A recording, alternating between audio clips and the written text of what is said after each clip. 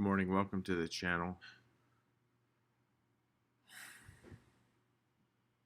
Just going to go over a few things today. I'll try to keep the sound on, keep you abreast of what's going on here at the office.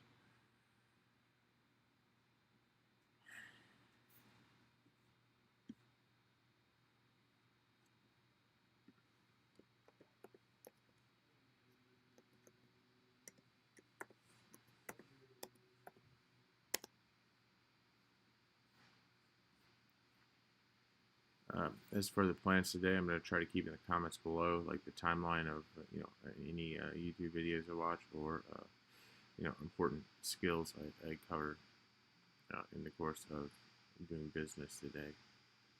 Make sure to like the video, subscribe to the channel, and comment as you see fit. Enjoy.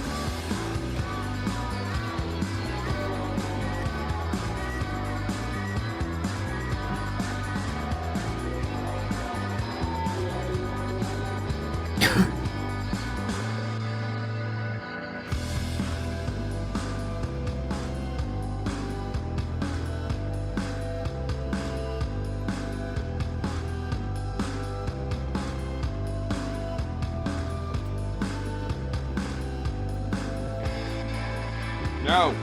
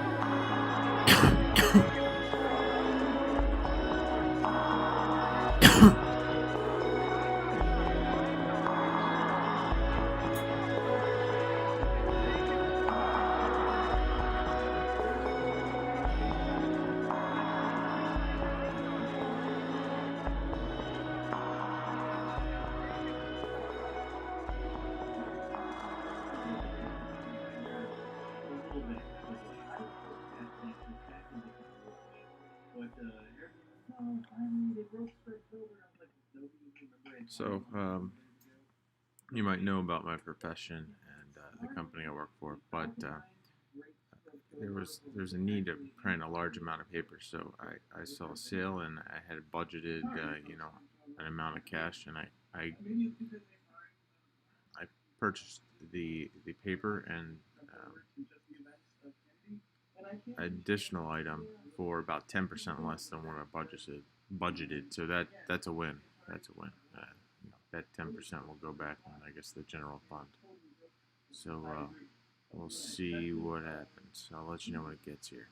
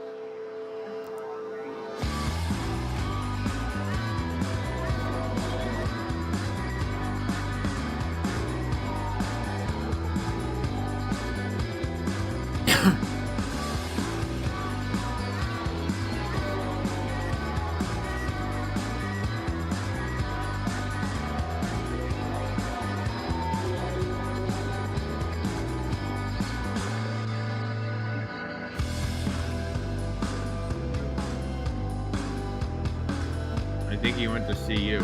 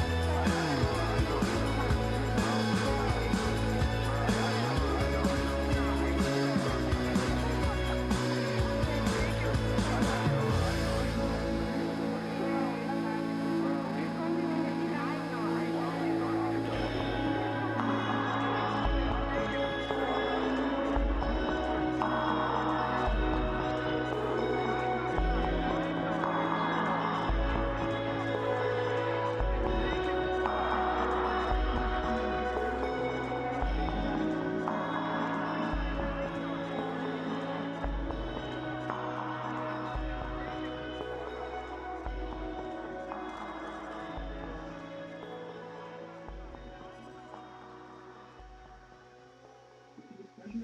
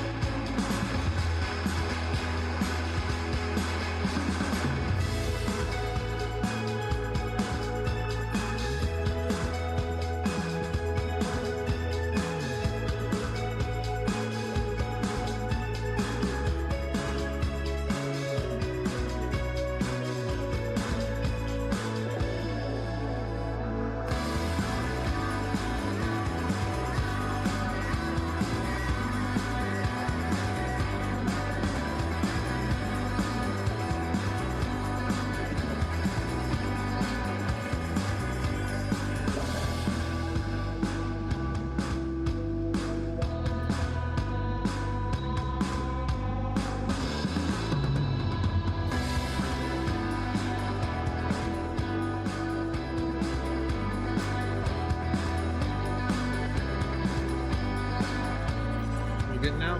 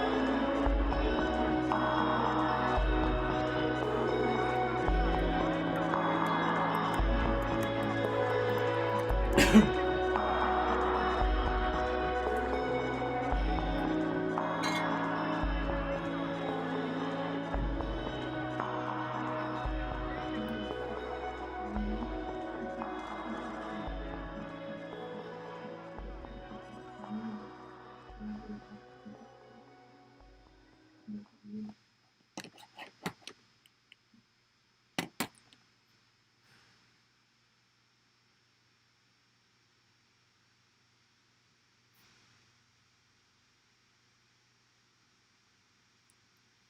boy.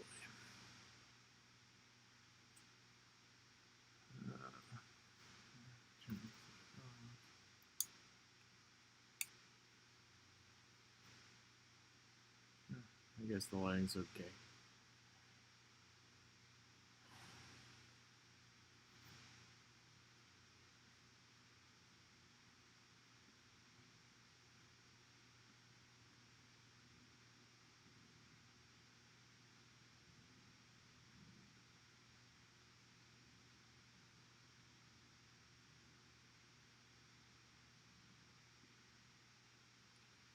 I have to be careful what I say here, but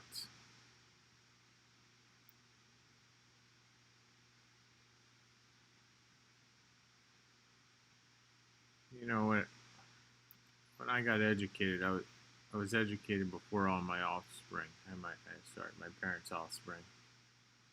Um, and it was clear to me that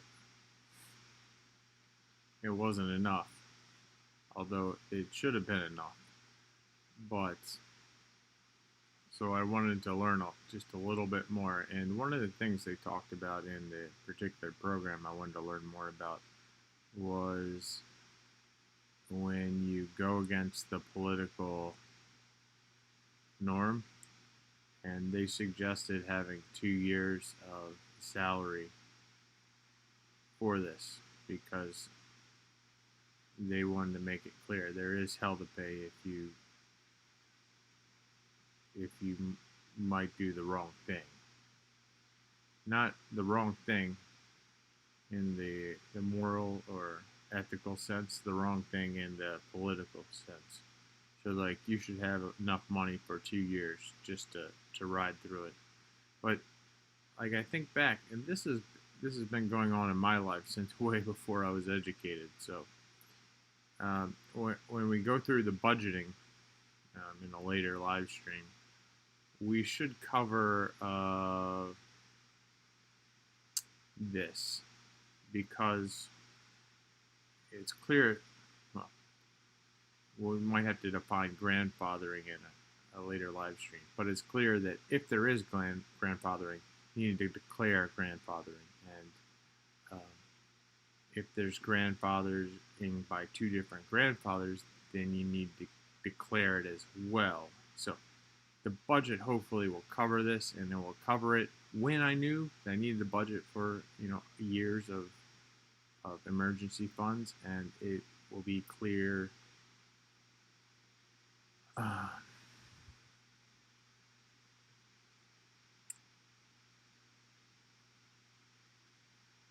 that before I knew this, because I was getting educated, it was needed.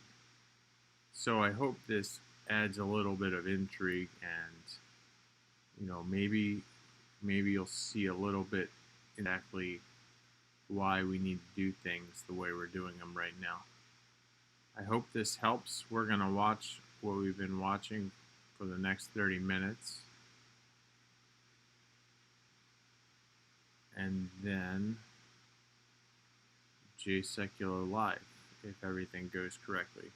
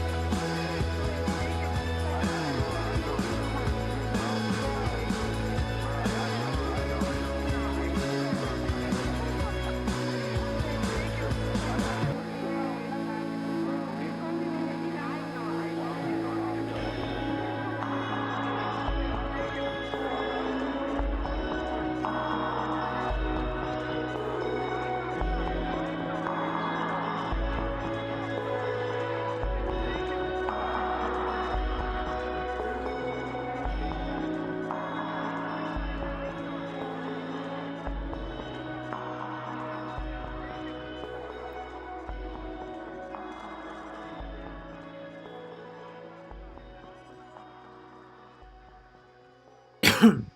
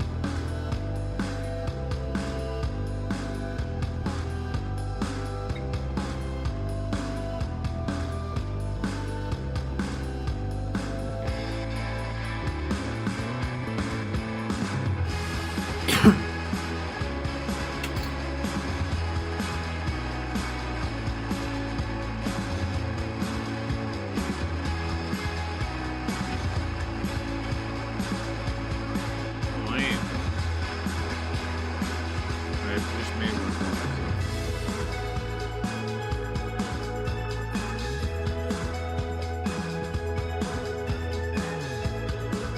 I don't know. I was telling Dad basically that I'm not going to attend his younger offspring are coming, and this isn't disrespecting him. I don't think it's disrespecting him.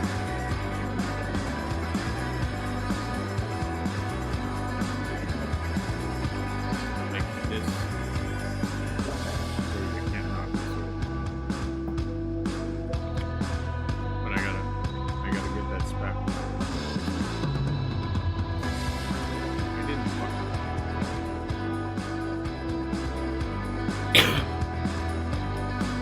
I know, that's why I respect him by saying early, no, I'm not going to deal with this kind of thing.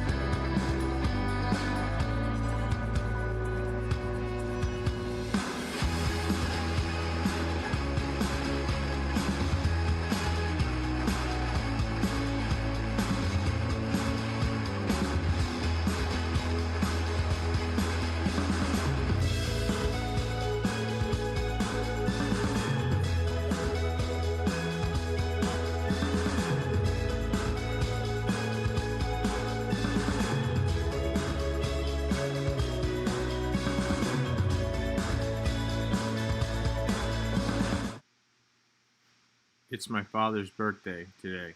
Wish him a happy birthday in the comment section.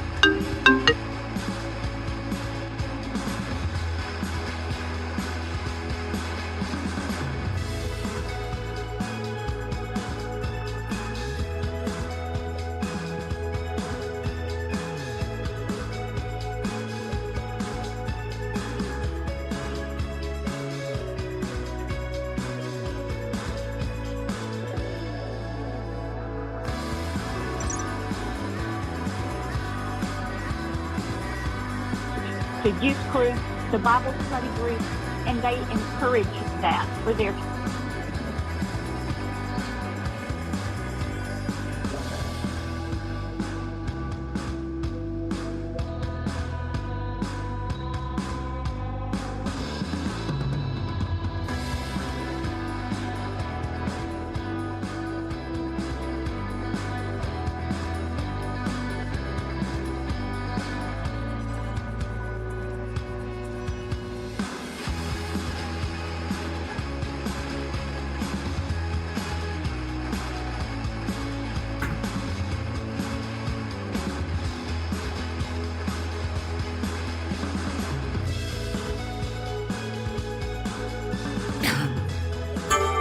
Today on JSecUO Live, President Trump has authorized the declassification of all documents pertaining to the Russia hoax and Hillary Clinton's emails. This is huge, folks. We're also going to be joined by U.S. Senator Marsha Blackburn. She's on the Judiciary Committee to discuss the confirmation, the hearings of Judge Amy Coney Barrett to the U.S. Supreme Court. Live from Washington, D.C., JSecUO Live. Phone lines are open for your questions right now. Call 1-800-684-3110. That's 1-800-684-3110. And now, your host, Jordan Sekulow. Welcome to JSecUO Live. Well, as you know, the last couple of weeks, we have learned the intelligence community picked up Russian intel that Hillary Clinton was going to try and blame Russia and say that Russia was working with the Trump campaign. So not just blame Russia, but say they were working in tandem with the Trump campaign. And they were the reason why her server was hacked, and they were going to try and distract from the fact that she was using a private email server to conduct business, which violated all these policies. James Comey, he used words that weren't illegal words, but they meant the same thing. Like, it was reckless, but it wasn't. He didn't use the key words that would make it a crime in his press conference, which doesn't mean it wasn't. It was just interesting. Remember, we danced around that, and we now know that Russian intel picked up not only that they were going to get blamed, but that the whole idea of the Trump campaign working with Russia was put together by someone on Hillary Clinton's foreign policy staff, and that it would help distract. And of course, we've called this a hoax the entire time. We've lived it as the president's attorneys, and we've gone through the special counsel. There are still people like Adam Schiff. There's still people like Peter Strzok on TV saying the president's a Russian agent. We now know that it appears that the source of this entire beginning of this is like pre-Christopher Steele, before Peter Strzok even knew about any of this, was just a rumor by Hillary Clinton's campaign staff that Hillary Clinton okayed, it appears. And it got to the level where the CIA director, Brennan, was actually going to President Obama and Jim Comey with the information. Now we have the notes. We'll go through those notes from Brennan. A lot of it, as you can see if you're watching on the broadcast, has been redacted. But here's what's key to this. President Trump tweeted this morning. By the way, he has this power. Absolutely, as President of the United States, he can declassify anything he wants. No questions asked. I have fully authorized the total declassification of any and all documents pertaining to the single greatest political crime. And let me tell you, folks, I've said Bob Mueller should be behind bars, but other people should be too. Pertaining to the single greatest political crime in American history, the Russia hoax. Likewise, the Hillary Clinton email scandal. So both those topics, no redactions. You don't do that as president if you're not 100% confident, as the president has been throughout by calling this a hoax and a witch hunt, that this will only shed light on this being a hoax and a witch hunt. Then this shakes up Washington, D.C. to its core, and it's President Trump at its best, because he's got the power to order it. He's got enough info where it makes sense, because you've got all these reports coming out to the Senate Intel Committee. We've got Brennan's notes now we're going to go through. Marsha Blackburn, U.S. Senator Marsha Blackburn of Tennessee, who's also on the Judiciary Committee, going to be joining us in the next segment of the broadcast. We'll talk Judge Barrett, the hearings. We're going to talk a little about Brennan, too. Then this is what shakes Washington to its core, brings it to its knees.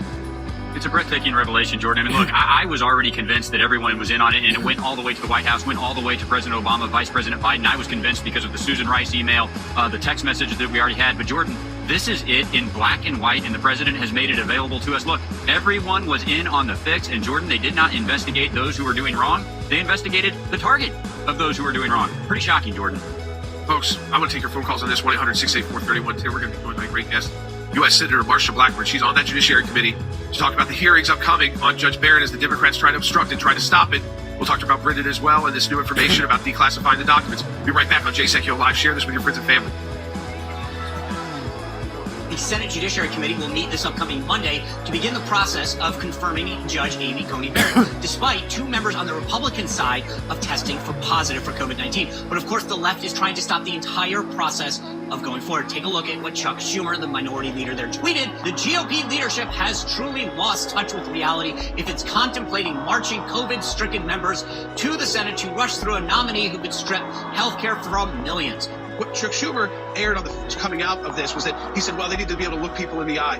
No Democrat U.S. senator will even meet with Judge Barrett privately, which is the normal way they go about it. Even nominees they vote against, they have usually get the photos, and then they have a real private meeting where they discuss issues. And no Democrat, not even just the Judiciary Democrats, no Democrats in the U.S. Senate will meet with Judge Barrett. So they don't want to look her in the eye. They don't care about that. It's hypocritical. So they found nothing on Judge Barrett. So now it's a process issue. It's you're too dangerous. You're going to put people at risk. It has nothing to do with her anymore. It's now about this political idea that we shouldn't be doing the business of the American people. They're elected to do it. They should be doing it. I think it's so long as they take the precautions they need to take, they should take more precautions. Senator Graham announced that they will. They're going to do a bigger room, more spread out, less people there. Usually it's packed, it's tight, it's sweaty, it's hot. We're not going to do that obviously this time. And that's why I think Democrats are complaining because they're not going to get the theatrics. The more important issue is it's not all about who gets seated in January and getting this done before the election. There's a couple special elections. Goofy things can happen. Yes. Yeah, you can lose one. You start losing something goofy happened in Georgia because you got the jungle primary set up there, or the jungle election the way it's set up there. Then certainly, yeah, you want to get this done sooner rather than later, but they're not over rushing it.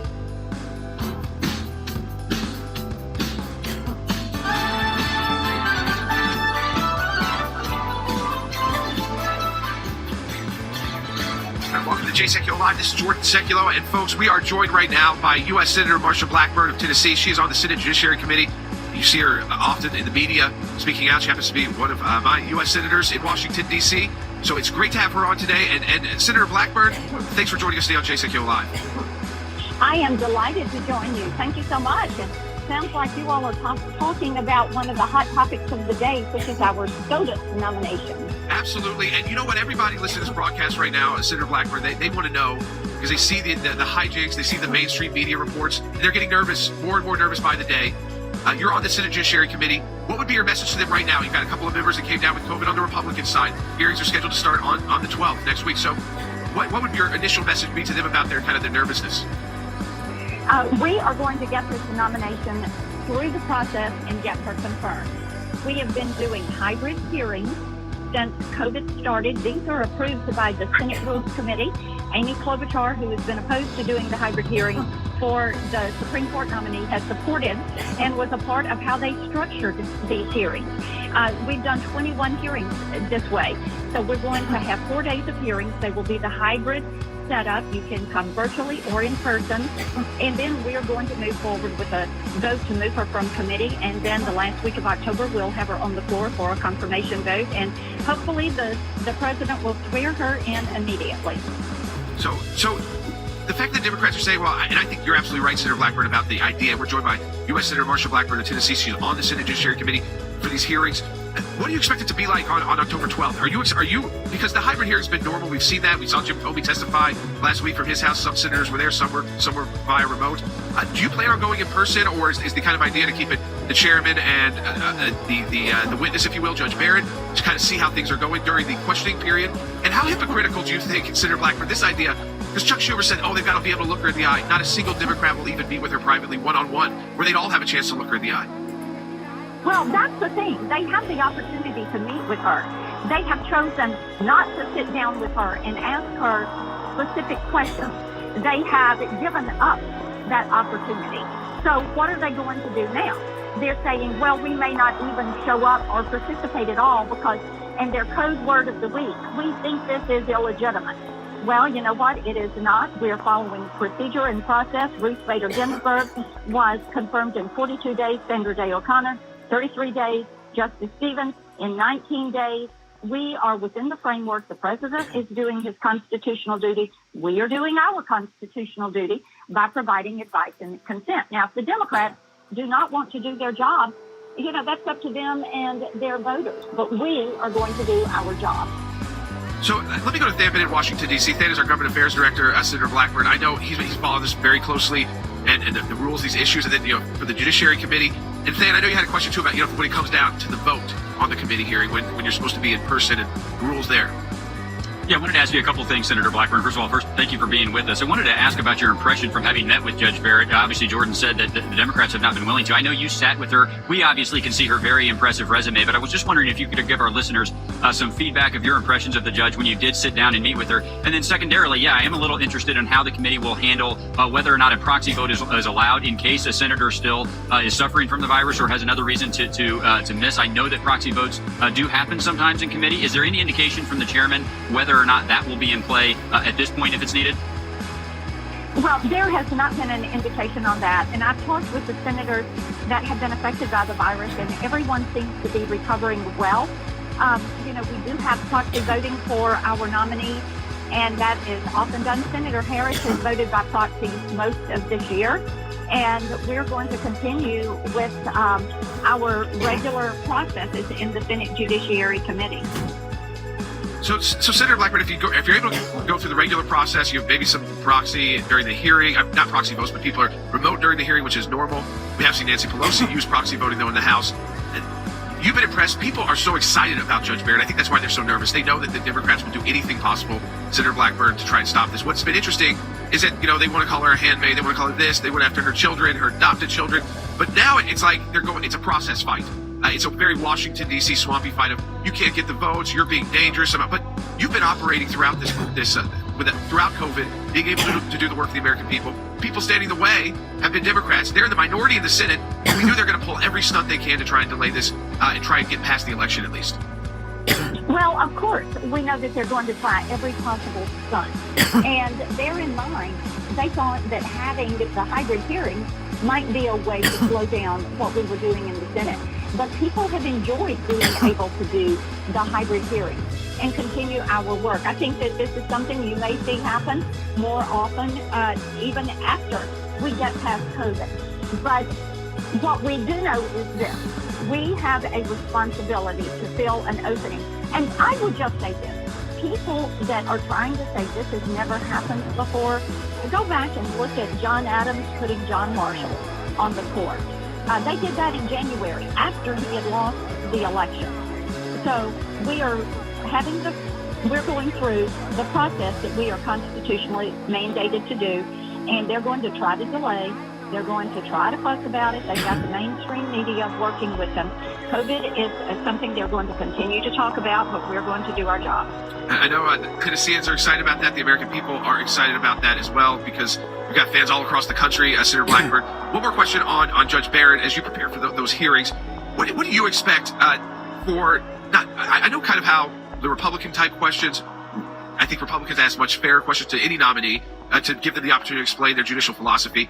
It appears like the Democrats want to go towards she's going to overturn Roe versus Wade, or she is a religious radical. They've done that to her before. And the fact that they did that to her, one of your colleagues, Dianne Feinstein, did that to her, made her a household name in the conservative world, the audience that you're talking to right now. Well, you're exactly right on that. And Feinstein's comment about religion, Kamala Harris attacking the Knights of Columbus, Durbin's comment, all of these. Here's the thing, Jordan.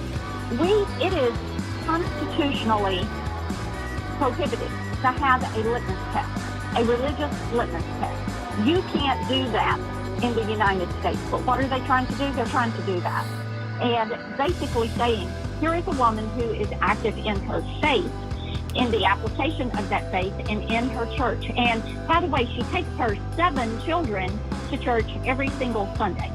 So what they're trying to say is you can't do that. That's not allowed. But I don't think they're going to get by with that. You've got millions of moms in this country that take their kids to church, to youth groups, to Bible study groups, and they encourage that for their children. So I think that they are, I think they're in the wrong on this. They're going to overplay their hands, and quite frankly, I think that in their overplaying their hands, they are going to end up helping us and helping more of the people, American people, to know about Judge Amy Coney Barrett. And they'll look at her and say, if she was my neighbor, if she was my professor, if she was involved in my community, I would welcome her. Senator Blackburn, it was great to have you. Thanks for joining us live today on the broadcast. And to all of us out there, keep doing what you're doing. Keep fighting for us. And for the people in Tennessee and for the conservatives all across the country, we appreciate so much you being outspoken, talking to the media, being out there, informing our listeners. I'm sure they all feel a lot better right now knowing that you'll be there at the Senate Judiciary Committee hearings, helping to push this along. Thank you, Senator Blackburn. All right, folks, we're going to be right back on Jay Sekulow Live. There was your update right from a member of the Senate Judiciary Committee live on Judge Barrett's, how the hearings will play out, how this is going to work out. And again, you can't get better information than from U.S. senators on the committee themselves. We're going to get into Britain, Russia, the president's tweet. We get back. The Director of National Intelligence has declassified documents today revealing former CIA Director John Brennan briefed then-President Obama on Hillary Clinton's purported plan to smear then-candidate Trump in 2016, adding to what the National Intelligence Director has already declassified on this issue, and raising more questions tonight about how much more of this will come out before Election Day. These are handwritten notes from former CIA Director John Brennan, written according to a source familiar after Brennan briefed President Obama. At one point, Brennan writes, quote, approved by Hillary Clinton a proposal from one of her foreign policy advisors to vilify Donald Trump by stirring up a scandal claiming interference by the Russian security service. The remainder of the notes are redacted, except in the margins where it says JC, Dennis, and Susan. That could be referring to former FBI Director James Comey, former Obama Chief of Staff Dennis McDonough, and former National Security Advisor Susan Rice. All of them knew. The CIA, the upper levels of the FBI, the Obama administration, Obama and Biden himself, they all knew.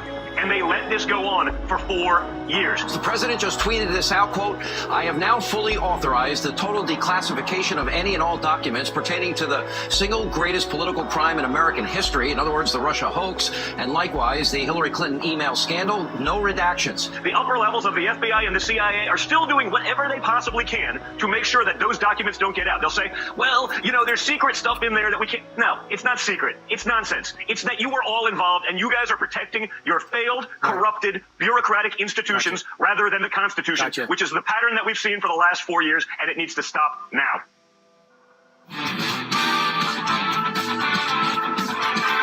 All right, again, it was great to have U.S. Senator Marsha Blackburn. She's on the Senate Judiciary Committee.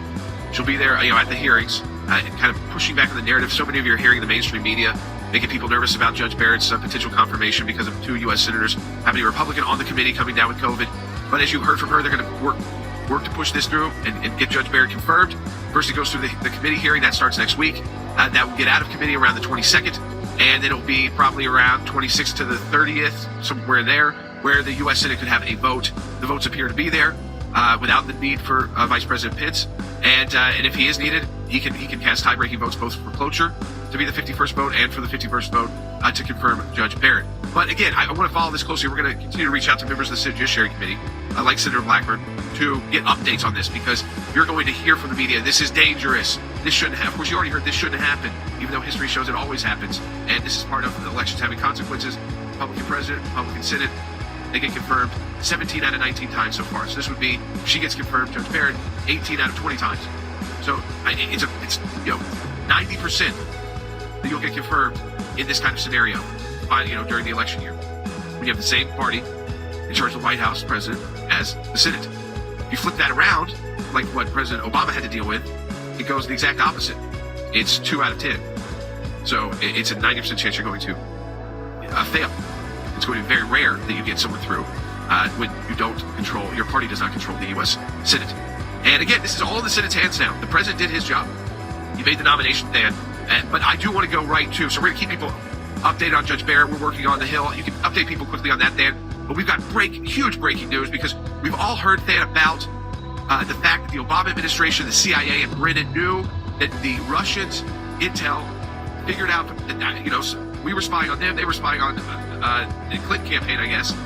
But it was because they knew that they were coming up in the Clinton campaign as going to be a kind of someone to blame, to distract from the fact that she had a private email server and was conducting business on it, classified documents, the FBI investigating, we know all that, what happened with Comey. But not only that Russia was going to get blamed, but that Hillary Clinton's advisor told her, and she accepted this plan, that we'll tie the Russians and say they're working with the Trump campaign. We know now that Brennan, at least sometime after July 28th, 2016, because that's in his notes that I'm holding in my hands right now, briefed the president on this, briefed Jim Comey on this, briefed Dennis McDonough, the White House Chief of Staff, on this, and Susan Rice, the National Security Advisor, on this stand. Then Jim Comey just testified he never even heard about it. And the CIA, we have a document here with redactions, but the CIA giving the information to the FBI on this, so they could conduct an investigation. And who is it to? Peter Strzok. So the idea that they didn't know about this is false. We don't know if they ever even investigated it. It doesn't appear that they did. Well, look, the testimony from former Director Comey that it did not ring a bell, Jordan, I got to tell you, that's just a lie. I mean, there's just no other explanation other than that it was a lie. I do, just quickly, two parting comments about what we heard from Senator Blackburn. She mentioned, and people really need to hear this, Jordan, Senator Harris, running for Vice President, has been voting by proxy inside the committee for months now. So the idea that the senators might be allowed to do that is not out of step with the norm. In fact, it's right within the norm. Senator Harris has been doing it. And secondly, the reason you quoted the statistics about whether or not the Senate controls, the same party controls the Senate as controls the White House, Jordan, that's important because the reason these powers were separated between the branches was to give the American people a midterm opportunity to come back and say, do we want to affirm the president? Do we want to check the president? That was by design. But on this breaking news, Jordan, and just we talked about it a little bit in the first segment of the broadcast, but I was already convinced that the White House was well aware of this because of what we knew prior to this. We knew about the January 5th Oval Office meeting where it was mostly about Flynn and the quote-unquote Russia threat. We also knew that Obama, that briefing was well known inside the FBI. I mean, agents, Jordan, were talking about the fact that Obama had been briefed. This was a regular practice. This was something that was ongoing. But now, in black and white, in these declassified documents that we have today, we know that Director Brennan was directly briefing the president, not just about what was happening, Jordan, but about the fact that Hillary Clinton had approved the scheme. So if that's sort of the groundwork that you lay, Jordan, the question that it begs for me was, if there was a campaign to be investigated, why was that campaign not Hillary Clinton's? If there was a thought that maybe there was one campaign or another cooperating with a foreign power to alter the elections, doesn't the information show that the campaign that might have been worth investigating was Hillary Clinton's? And yet we know that that was not the course that was taken. They took the bait from the Hillary Clinton campaign and they went on this multi-year effort to investigate the Trump campaign. I got to tell you, Jordan, the cat is out of the bag. This is no longer speculation. It's in black and white, and there are more documents coming. But for my money, Jordan, we might have more smoking guns, but for my money, we have all that we need. We know that everyone was in on it. Yeah, absolutely. I mean, I want to go through the letter for everybody. This is John Brennan's notes. It was declassified just recently, just yesterday. And not all of it has been, but now then the president has said to declassify everything. So no redactions. No redactions. He has the power as the president of the United States to declassify anything he wants, whenever he wants, no questions asked. And so we should be getting this very soon and a lot more information without any of these markings. He's about had it with going through the FOIA process and this process. He doesn't have to. He's the president of the United States. He can do it. And there's a good reason to now, because we have this new information shed to light. This is not like rehashing an old story about Hillary Clinton's private server. We knew 2 weeks ago that there's a story developing that the CIA knew that her campaign, let me read John Brennan's memo. This is John Brennan's own notes. We're citing alleged approval by Hillary Clinton on July 28, 2016, of a proposal from one of her foreign policy advisors to vilify, folks, use the word vilify, Donald Trump by stirring up a scandal, claiming interference by the Russian security service in collaboration with the Trump campaign and Russia. He provides this information. It says POTUS on here. Obama. JC. That's not Jesus Christ. That's Jim Comey. Dennis McDonough, White House Chief of Staff, and Susan Rice, the National Security Advisor. I mean, I couldn't even put this in more words. He used the word vilify. That Hillary Clinton approved a plan to vilify President Trump by saying he was colluding with the Russians to hack into the server. And the notes are from a briefing of who? President Obama. Look, he was in on it. He knew about it. He was orchestrating it. By the way, you mentioned Dennis. I mean, no shock. Dennis McDonough is one of the ones that unmasked General Flynn. So they were all very deep in it. I would say one thing really quickly, though, Jordan. Now that the president has ordered this declassification, it is up to Director Wray and Director Haspel and others inside the intelligence agencies who have some sense of ownership over these documents, Jordan. They respond to the president of the United States. These documents ought to be forthcoming. All right, folks. We're going to take your calls on this. 1-800-684-3110. Andy Economist is going to be joining us. It's great to be joined by U.S. Senator Marsha Blackburn on Judge Barrett's hearings upcoming next week for the Supreme Court. We'll be right back. Because of your support, because of the support of every member of the ACLJ, one of the practice areas that we've been able to develop is Freedom of Information Act requests or FOIA requests. It's thousands of pages of paper, and in those thousands of pages of paper, you usually find a nugget. Government agencies acting out of control. We have exposed that in our FOIA litigation, and we do that every day that we bring these cases. It is your statutory right as an American citizen to have access to documents that reveal how the government is functioning, how your government is functioning. We took it to the IRS. No one ever does that. What the IRS was doing was violating the Constitution and statutory law. They can't do what they were doing before. They've been hiding behind in the shadows. These FOIAs bring them to light. How do we know? Because our FOIA litigation got that document. And those of you that support the ACLJ, this is what it's all about at the end of the day. Think we haven't been on this, folks? We've been on it. Live from Washington, D.C., Jay Sekulow Live. And now, your host, Jordan Sekulow. So the President of the United States has said enough is enough with you, Chris Wray, with this FOIA process, DOJ, CIA, FBI, NSA. Rick Grenell, our special advisor, who's former acting director of national intelligence, was attacked on Twitter by Mike Hayden, former CIA director. They're scared, folks. They're so scared. This is. You want to talk about draining the swamp? How about putting the swamp behind bars? Because you release all of this, guess who has access to it? Durham prosecutors. They don't have to go. They don't have to do it. They have to go beg for these documents, work through all these classifications, go to SCIFs to read them. That's these secure rooms. They're open to the public. You got every law enforcement agency in the country can utilize those documents. And the president just said it. I mean, he tweeted out, "I have fully authorized the total declassification of any and all documents pertaining to two things: the single greatest political crime, and he is true, in American history, the Russia hoax. Likewise, the Hillary Clinton email scandal." And he ends with what I love: none of these blacked out pages, no redactions. We'll go to Andy Economou, senior counsel with the ACLJ. Andy, the President of the United States has the absolute authority to declassify whatever he wants. And this is not, kicking the same can of Hillary Clinton's email server, because we got new information started a couple weeks ago that the CIA picked up intel that Russia knew they were going to get blamed, and that they were going to try to vilify, in Brennan's words, Donald Trump by saying it was the Trump campaign and Donald Trump working with Russians to hack into her server. Yes, this was a very carefully planned, financed, and executed idea behind what we know today and call the Russian hoax. And it was planned, financed, and executed by one of the most corrupt politicians ever to hit the American scene, and that's Hillary Clinton. The intel agencies knew about it. They briefed Obama about it.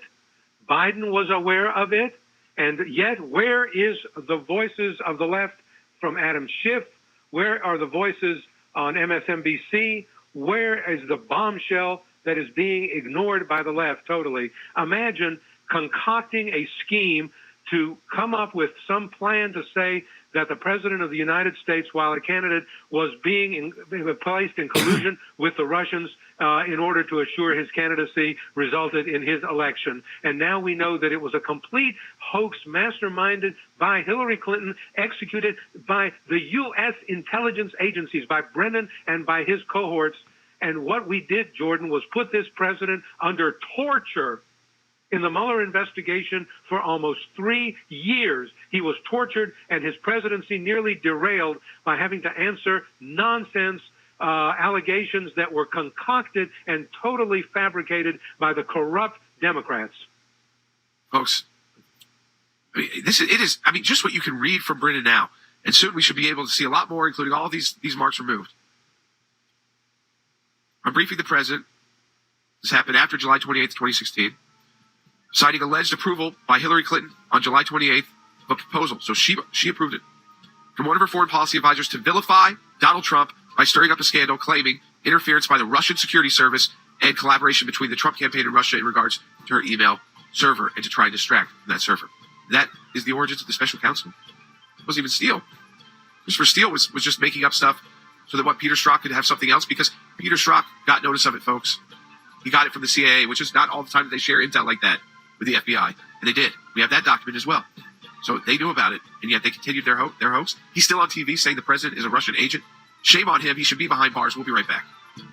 Because of your support, because of the support of every member of the ACLJ, one of the practice areas that we've been able to develop is Freedom of Information Act requests, or FOIA requests. It's thousands of pages of paper, and in those thousands of pages of paper, you usually find a nugget. The goal here is to gather the puzzle pieces. Sometimes you don't know which ones will be important until they become important. Government agencies acting out of control. We have exposed that in our FOIA litigation, and we do that every day that we bring these cases. It is your statutory right as an American citizen to have access to documents that reveal how the government is functioning, how your government is functioning. Do you remember the Iran deal? There was a video about what took place on that deal, and it was edited. And the edit took out the key part of what was going on. State Department, White House, editing videos to keep it from the American public. How do we know? Because our FOIA litigation got that document. We took it to the IRS. No one ever does that.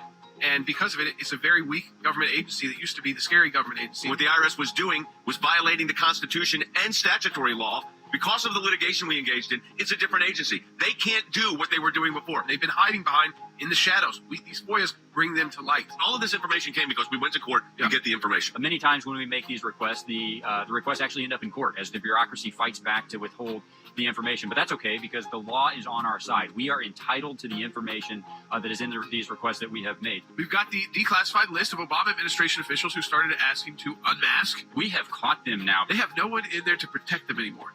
They were used to the bureaucracy protecting them. And those of you that support the ACLJ, this is what it's all about at the end of the day. Think we haven't been on this, folks? We've been on it.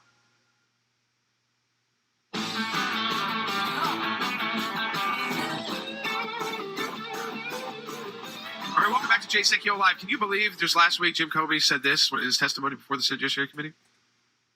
You don't remember getting a investigatory lead from the intelligence community?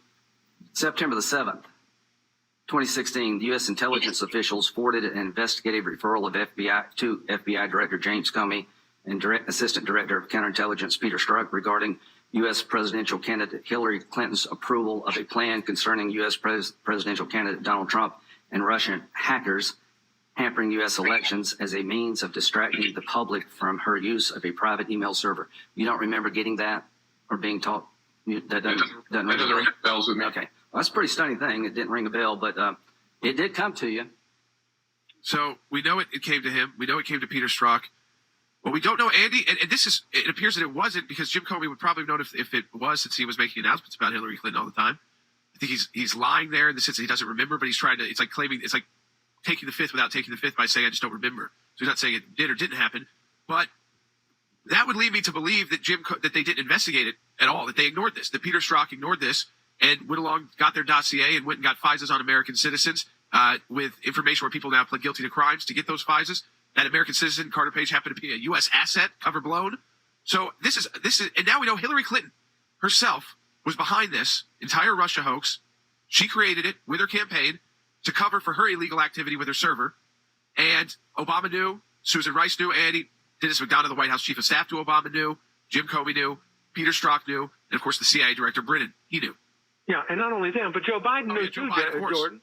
I mean, Joe Biden was called aside from the meeting in the Oval Office by the president, by Obama, and that great paragon of virtue, Sally Yates, was with him, and he started talking about this thing and why we're going to deep six the presidential candidate and how we're going to try to harm him. Look, they were all in on this thing. Brennan briefed Hillary Clinton and, President Obama on Clinton's plan to tie Donald Trump to the Russia as a means of distracting the public. This is what this was, from her use of the private email server prior to the 2016 presidential election. That's what happened. And he was caught with his hand in the cookie jar. He can't deny that. This was an entire plan concocted by Clinton, conspired into and bought into by Brennan, known by Biden, your presidential candidate, known by the President Obama, known by Sally Yates and everybody in the inner circle to divert attention from what Hillary Clinton was doing and to concoct a hoax, a lie, a complete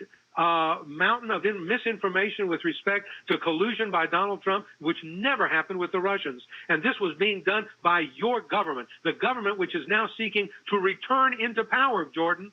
This is the same cast of characters, Biden and his entourage, Biden, the Trojan horse, and his entourage from the left, seeking to return into power again, having concocted this scheme, having planned this idea to bring them in, because Sally Yates will be your new attorney general. I'm telling you that right now, if Biden gets elected. And it's bringing them all back in again. And they've been caught now with these CIA memos that the president has ordered to be declassified and put out in public. You can't hide it anymore.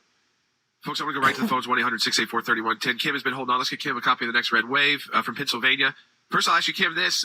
Pennsylvania, a very key state in the election. I don't know what part of the state you're calling from, but I'd love to get your thoughts on kind of what you think is going to, where you think momentum's going, because I think polling is always off with President Trump and has been even before President Trump, and he certainly is even tougher to poll. And then go ahead with your question. I'm sorry, you were cutting out a little bit, but I'm so angry right now. I called in like a half hour ago. I've been on hold, and I was in a fairly okay frame of mind. But after listening to everybody that was just on right now, I'm just so angry. I want to know, basically, to get to the point, these documents, declassifying these documents that the president is doing. unredacted. How do we know that these documents are going to disappear and lose me before anybody really gets the information from them? How do we know that we're going to get all this real unredacted information? You know what's wild about that? First of all, once the president issues an order like this, that's it. I mean, of course, there be bureaucrats saying, well, I don't know if we should do this. It doesn't really matter anymore. He's ordered them to do it. If they don't do it now, he can fire them. You can actually fire bureaucrats for not carrying out these orders. That would be for cause. Remember, you can get rid of your political appointees easily, but bureaucrats harder. You have to have a reason. Not following a command that's lawful by the president, that would be a reason. So this should happen very quickly, Than, but the swamp will try to push back and delay this even with the president's order. I don't think he would have issued this tweet without also, talking to his team, being prepared to go to these agencies and say, give it time. Your time's up. It's all going public now. Yeah, I think he's serious about this, Jordan. I would tell you a couple of things. First of all, I understand Kim's frustration, but my first reaction was, I think if there's a bureaucrat that defies this order, I think they will be fired with cause. And Jordan, look, I think there might be political appointees who are inclined to drag their feet on this, and I don't think the president will have any patience for them. I mean, I already mentioned in this broadcast 2 individuals who I think have done a good job in many respects, Director Wray and Director Haspel. Jordan, it really doesn't matter whether or not they agree or disagree with the president at this point. He has made a decision. He has given them an order, and they need to produce it. So they need to make sure that their teams are falling in line to produce the documents that the commander-in-chief has instructed to be released. Jordan, the other thing I would tell Kim, and this is something I really want people to key in on this really helps organizations like ours who are actually fighting for this information from the outside through Freedom of Information Act requests. And I want to give a very specific reason why. When we get documents back, Jordan, and you've been through this with our audience many times, they often are littered with redactions. But one of the most common redactions is what's called a B1 redaction. And that redaction takes place whenever the information is classified. And here's the specific term. It's a B1 redaction applies to material which is properly classified pursuant to an executive order in the interest of national defense or foreign policy. So, Jordan, what that means is we can now go back through the litigation that we're already engaged in on issues involving unmasking. Hello, Joe Biden. Hello, Dennis McDonough.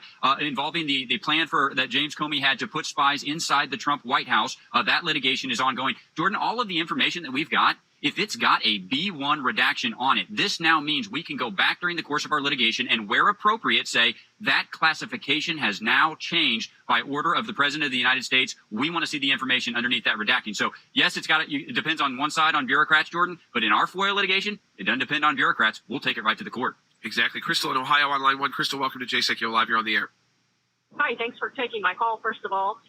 Second, I'm just kind of wondering if, in light of the Russian hoax situation here, will there be any media coverage on the left side? Will they be held accountable? No, they will not cover this. They will not cover this. Absolutely not. They will not be forced to cover it until people are their homes are being raided and they're being arrested. I mean, Andy, obviously you get Fox News, you get more outlets like ours spending the time to actually go through the documents, not just giving you 5-minute television hits on it, but spending most of the broadcast today on that, and then having U.S. Senator on about the confirmation hearings for a Supreme Court justice with Senator Blackburn. And she was ready to talk on this. We just ran out of time, so we had a lot to talk about it with Amy Coney Barrett, Judge Barrett. But I don't think that the CNNs of the world will really pick up on this, and certainly not the MSNBCs, until people start getting arrested and their homes start getting raided. Yeah, I agree with you, Jordan, entirely. This is not anything that MSNBC, CNN, or any of the other NBC, ABC, they're not going to carry this. This is not important to them because it doesn't meet their agenda. Understand, their agenda is to promote the candidacy, the election of Joe Biden as President of the United States.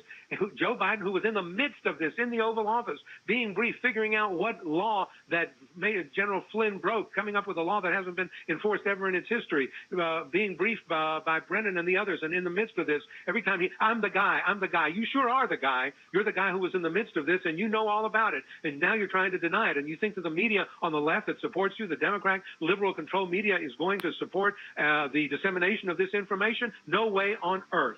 All right, folks, we're going to continue to take your phone calls. We got another segment coming up. A lot of phone calls. We're going to get to all of them. If you're on the line now, hang on the line. We're going to go right through them in order of people have been on.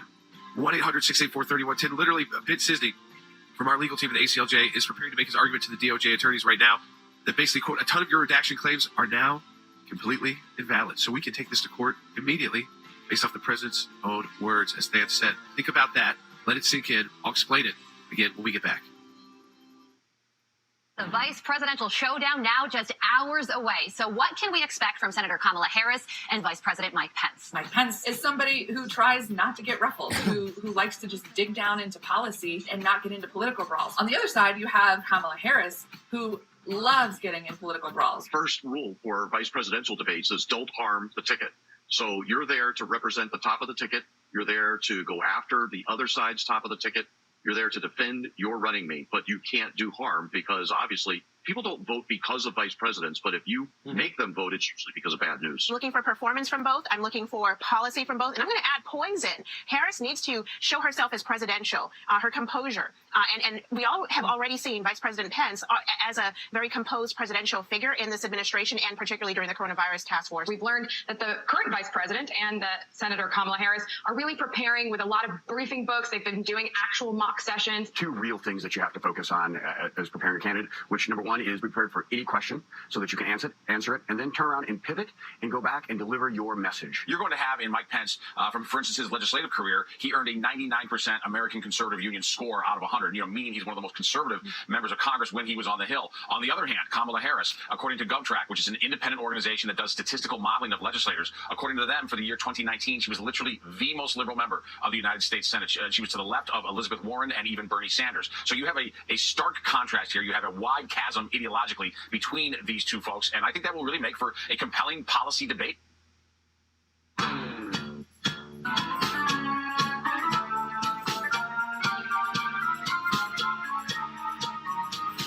Welcome back to Jay Sekulow Live. We're going to take your phone calls now, 1-800-684-3110. I mean, Than, you mentioned this. I want to go to Andy on it, too. Andy, the idea now, we fight all these FOIA cases. They always have excuses. Some of those are legitimate. They have legitimate, under the law, they have legitimate arguments they can make for not giving over documents. So it's not to say that none of their arguments are legitimate, but you can challenge them.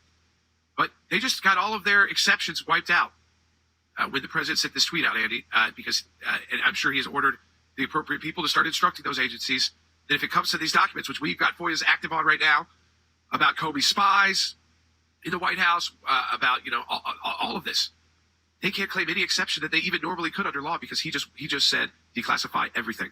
That's right. He said it in very obviously and very clearly. He said, no redactions, exclamation point. In other words, the President of the United States, in his capacity as the Chief Executive Officer and the Commander-in-Chief, has said, I want all these documents out. There are to be no redactions. And that goes to the deep state, to the bureaucrat sitting at his little desk in the State Department or in the Justice Department. It goes to the political appointees and everybody. There are to be no redactions. In other words, no big, thick, black lines covering up what your schemes and your artifices to defraud and to concoct. This stuff has to come out, and it better come out or you've lost your job. That's exactly what the president is saying to these people right now. Folks, this is a huge deal. It impacts the work of the ACLJ. It impacts all of you getting the information you want, and there's plenty of time between now and Election Day to get a full picture of how involved Joe Biden was in all of this. Don't know if that will persuade who you vote for or not, but the American people deserve to know how involved he was in Hillary Clinton's plot. He knew about it. Obviously, we know that. He was in the brief. He's the last person to unmask Mike Flynn, whose case is still ongoing. I mean, the persecution of Mike Flynn continues even after the DOJ says no because of the federal courts. The absurdity here, the people that need to be perped walk. But I want to go to the phones because people have been hanging on. Let's go to Roger in Minnesota. Line 4, Roger, welcome to Jay Sekulow Live. Okay, thank you for taking my call. I really appreciate your work. Two parts to my question. Biden knew about this, right? And to cement the fact, that means he fully supported all of this, right? He totally, well, here's what we know. They're being briefed on this about Hillary Clinton. And then we know that they were in meetings about going after Mike Flynn during the transition, and that Biden was the one who brought up the Logan Act, Roger. Do I think Joe Biden is going to be the one hauled off to jail? No. Because I think that there's again, and that's not the key here. The key here for the American people is think about the intelligence agents and the law enforcement agents, not the politicians. Law enforcement agents, FBI agents, Andy, that's who I go to. They have a different level of responsibility, and if they knew this, which we know, I mean, Andy, the second document we have is Peter Strzok being briefed on this by the CIA. That's right, and he's trying to... He calls the president a Russian agent as of now. Right. He continues to do that and continues to maintain that. But Jordan, to the caller's point, did Biden know? I swear Biden knew. Biden was aware of this. He had access to all this information that was coming from intelligence sources and the intelligence communities. He had all his operatives out there, and he was fully aware of this, and it behooved him to follow the narrative that was being pushed by Hillary Clinton and Brennan and that Obama was briefed on. Of course he knew this. Don't think he didn't know this. He was fully aware of the scheme of the Russian hoax and participated in it because he's part of the swamp. You bring him back, you bring back the swamp. All right, folks. I'm going to go right back to the phones again, 1-800-684-3110. We're going in order here. Joseph in Arkansas, line 3. Joseph, welcome to Jay Sekulow Live.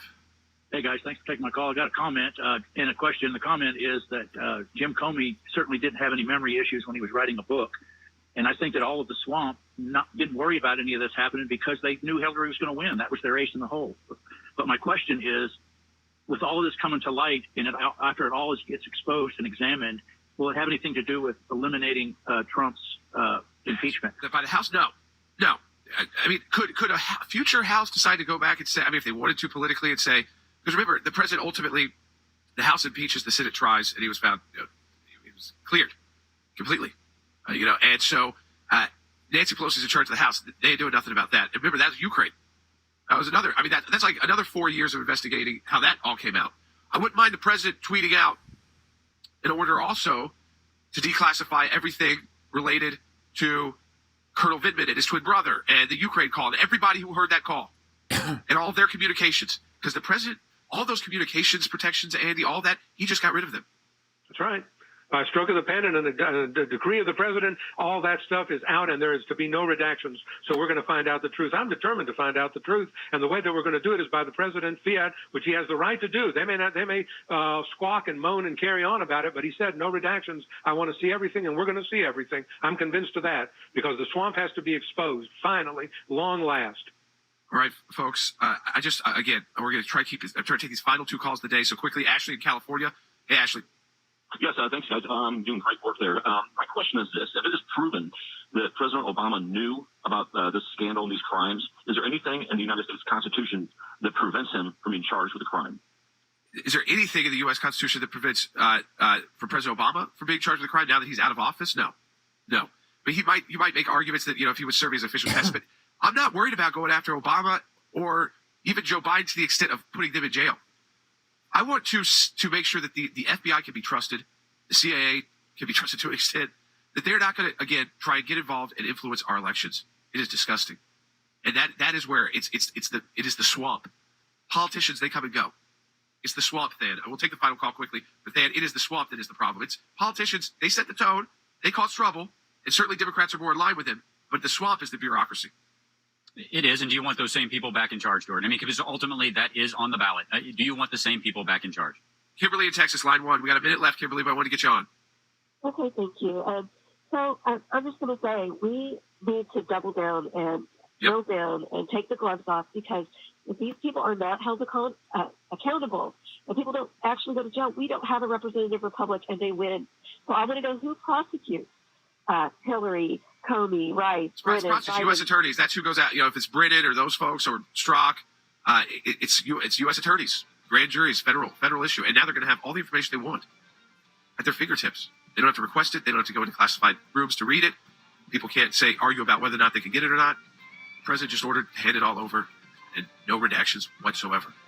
This is still developing, folks. And Washington, I don't care if the CNN's, MSNBC are talking about it. They're all scared about who may be knocking on their door and where they might be picked up on the street. Peter Strzok's going to do as many interviews as he can and sell as many books as he can, because this is not going to be good for people like him. We'll talk to you tomorrow on Jay Sekulow Live.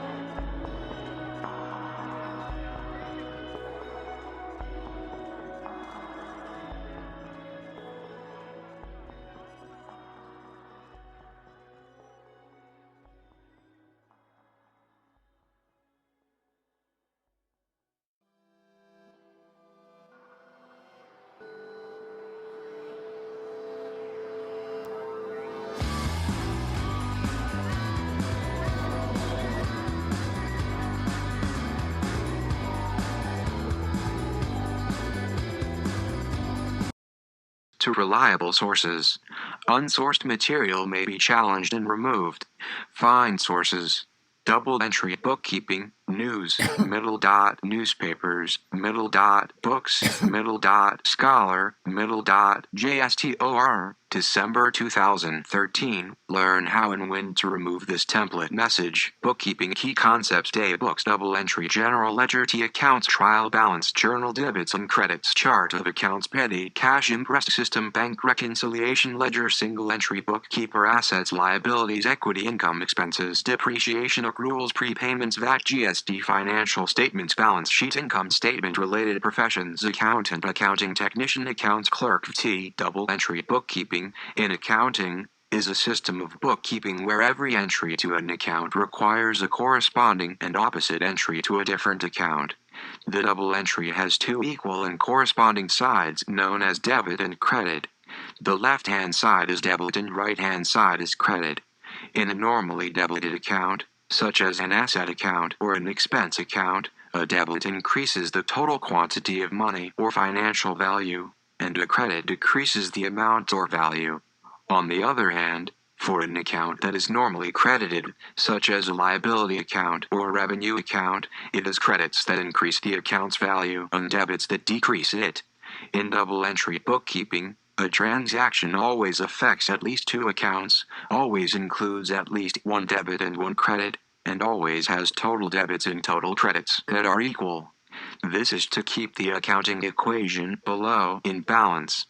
For example, if a business takes out a bank loan for $10,000, recording the transaction would require a debit of $10,000 to an asset account called cash, as well as a credit of $10,000 to a liability account called notes payable. Assets equals liabilities plus equity. The accounting equation is an error detection tool. If at any point the sum of debits for all accounts does not equal the corresponding sum of credits for all accounts, an error has occurred.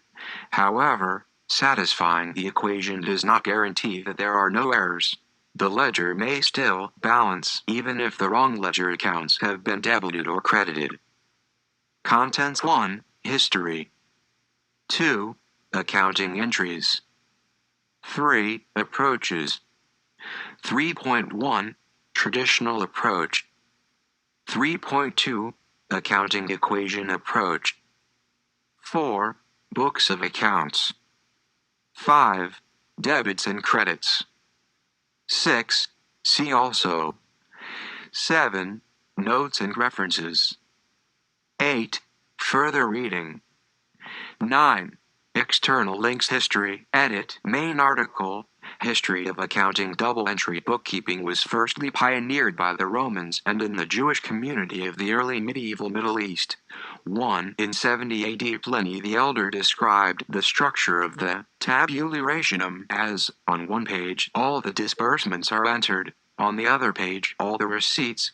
Both pages constitute a whole for each operation of every man. 2. Jewish bankers in Cairo used a double-entry system which predated the known usage of such a form in Italy, and whose records remain from the 11th century AD.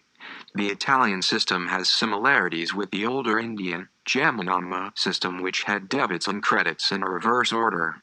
An unsubstantiated B.M. Lalnigam opinion claims that the Italian merchants likely learned the method from their interaction with ancient Indian merchants prior to Greek and Roman times sea trade.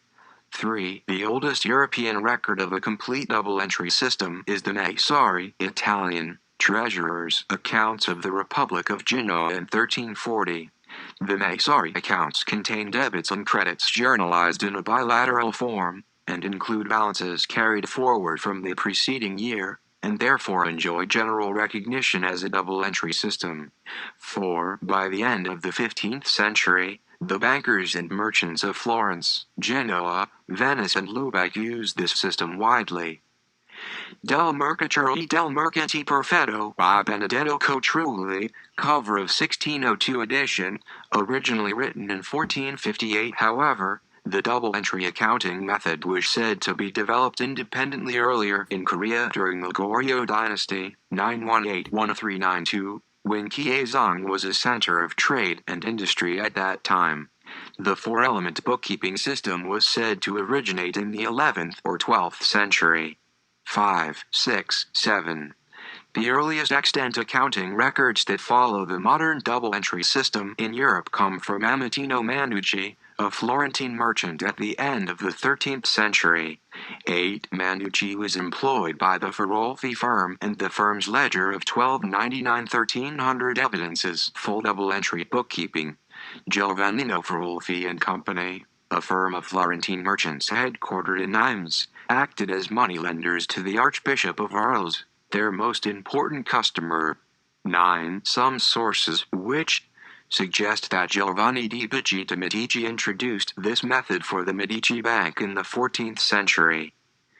The double-entry system began to form for practice in Italian merchant cities during the 14th century. Before then there could be systems of accounting records on multiple books which, however, do not yet have the formal and methodical rigor necessary to control the business economy.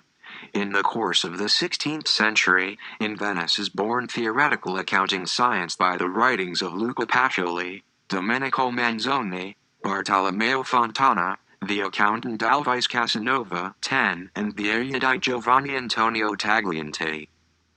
Ragusan precursor Benedetto Cotruglis 1458 treatise del Mercatore del Mercanti Perfetto contained the earliest known description of a double-entry system, published in print in Venice in 1573. 11. 12. Luca Pacioli, a Franciscan friar and collaborator of Leonardo da Vinci, first codified the system in his mathematics textbook Summa de Arithmetica, Geometria, Proportionia et Proportionalita, published in Venice in 1494. 13. Pacioli is often called the father of accounting because he was the first to publish a detailed description of the double-entry system, thus enabling others to study and use it.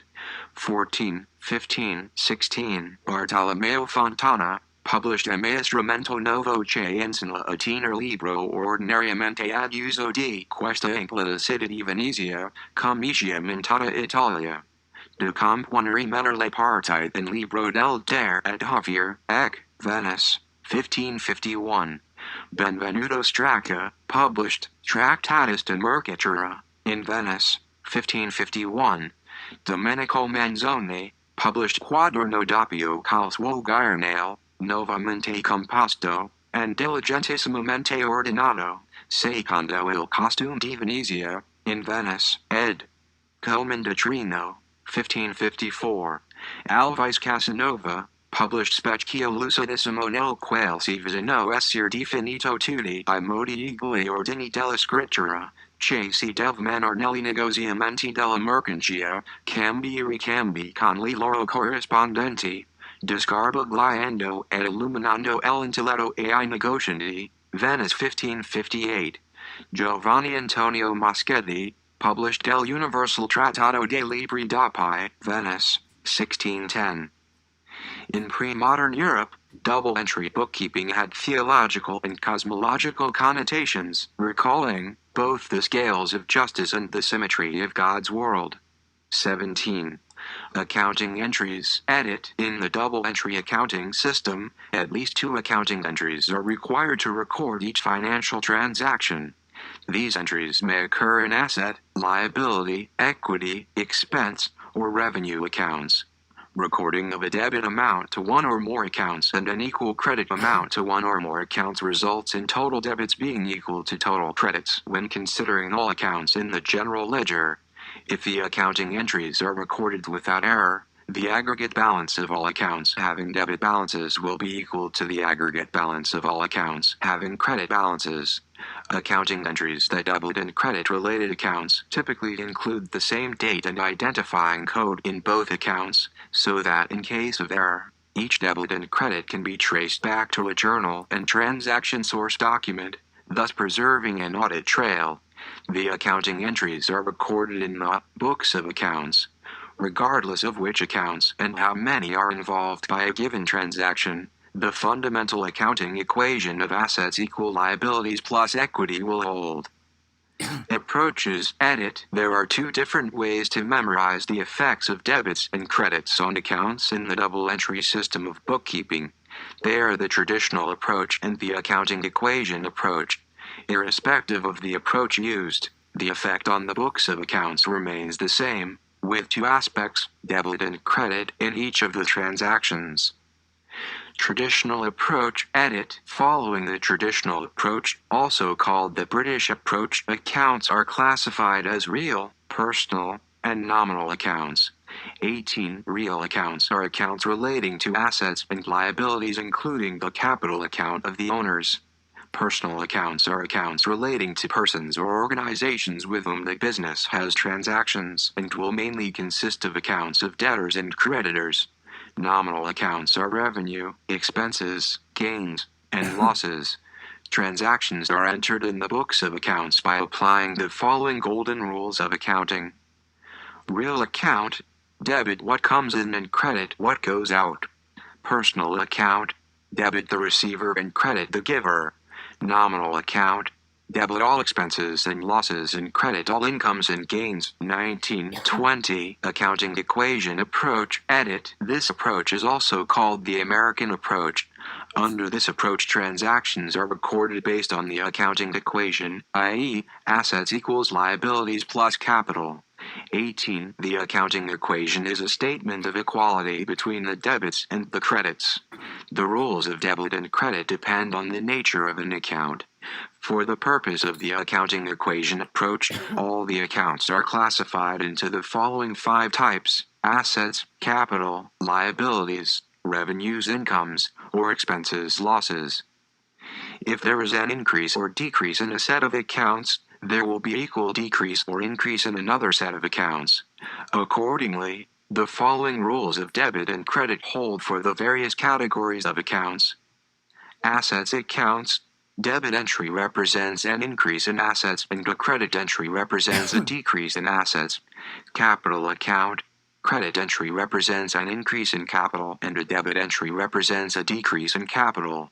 Liabilities accounts. Credit entry represents an increase in liabilities and a debit entry represents a decrease in liabilities. Revenues or incomes accounts. Credit entry represents an increase in incomes and gains. And debit entry represents a decrease in incomes and gains.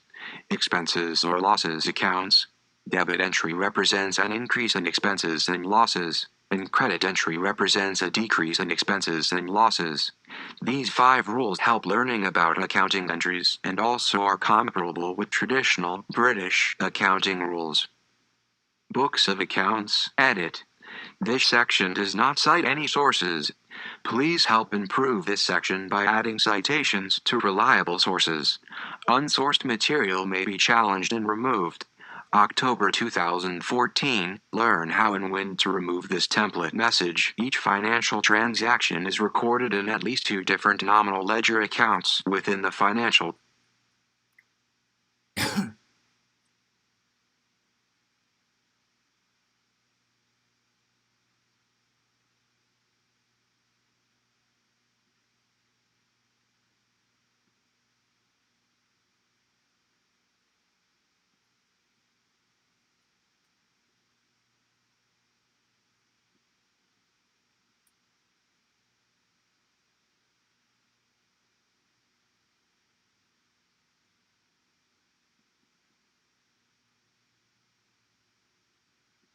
Single-entry bookkeeping or single-entry accounting is a method of bookkeeping relying on a one-sided accounting entry to maintain financial information.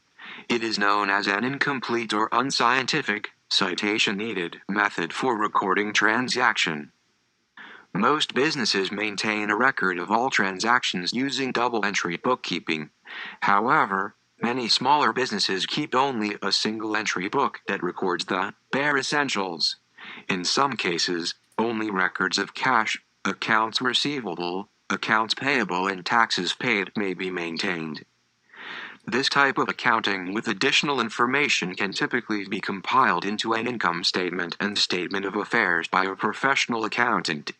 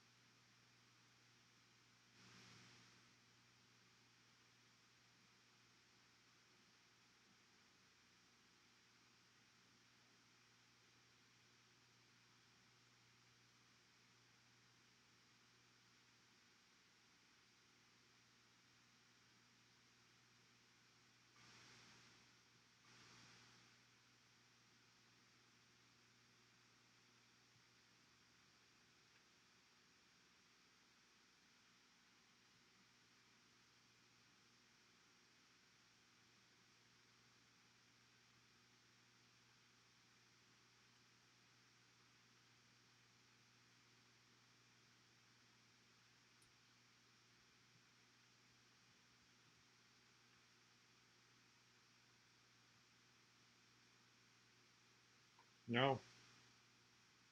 Nope.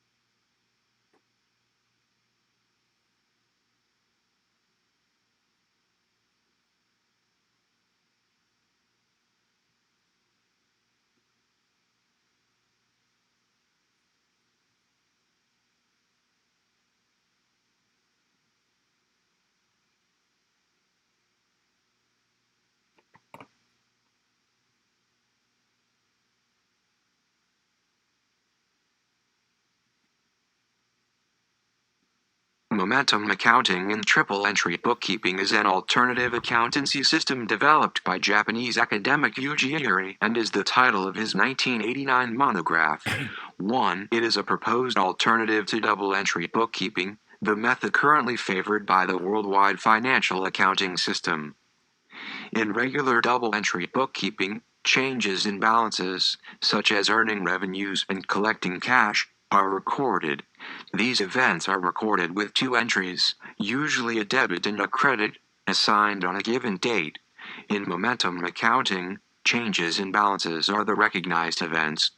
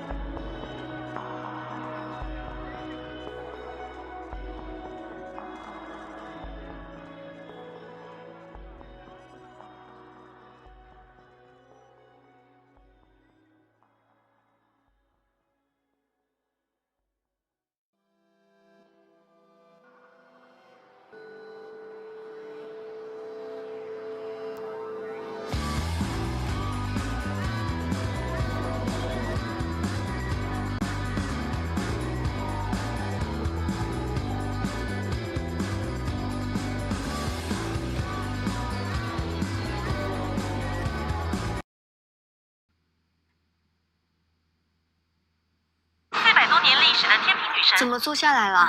站了400多年，真是腰酸腿疼。添加水杨酸钾酯、薄荷、维他命 E， 太棒了，释放酸痛，体贴每天。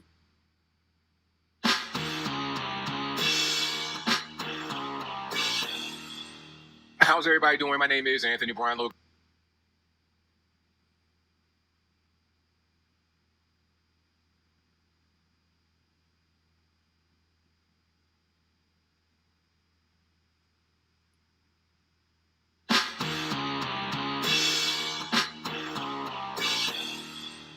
How's everybody doing? My name is Anthony Brian Logan, and today we got to talk about Netflix being indicted in Tyler County, Texas, over the movie called Cuties. Now, if you don't know what Cuties is, I'll back up a little bit here and explain that to you briefly before we get into the subject of today's video, which is the indictment and why they were indicted.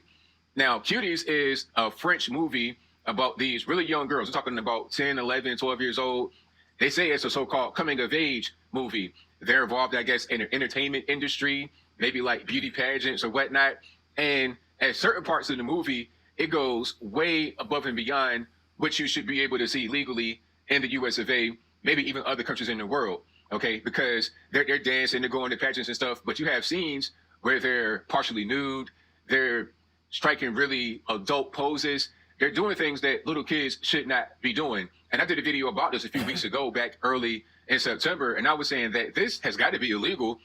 The things that they were doing in the movie, all the twerking and the half naked, that's got to be illegal for kids to do. And obviously, according to Tyler County, Texas, and the grand jury, it is. Now, before I continue, I'm going to read the actual tweet from Representative Matt Schaefer and also the penal code that they may have violated. And I'll place the indictment on the screen before you so you can see exactly what's going on, not just take my word for it. Matt Schaefer says, Netflix Incorporated indicted by a grand jury in Tyler County, Texas, for promoting material in Cuties film, which depicts a lewd exhibition of pubic area of a clothed or partially clothed child who was younger than 18 years of age, which appeals to the prurient interest of sex.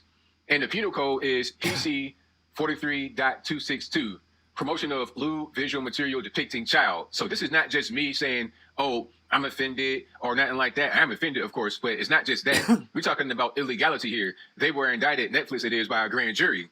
So this is a really serious thing. And I think many of you understood that.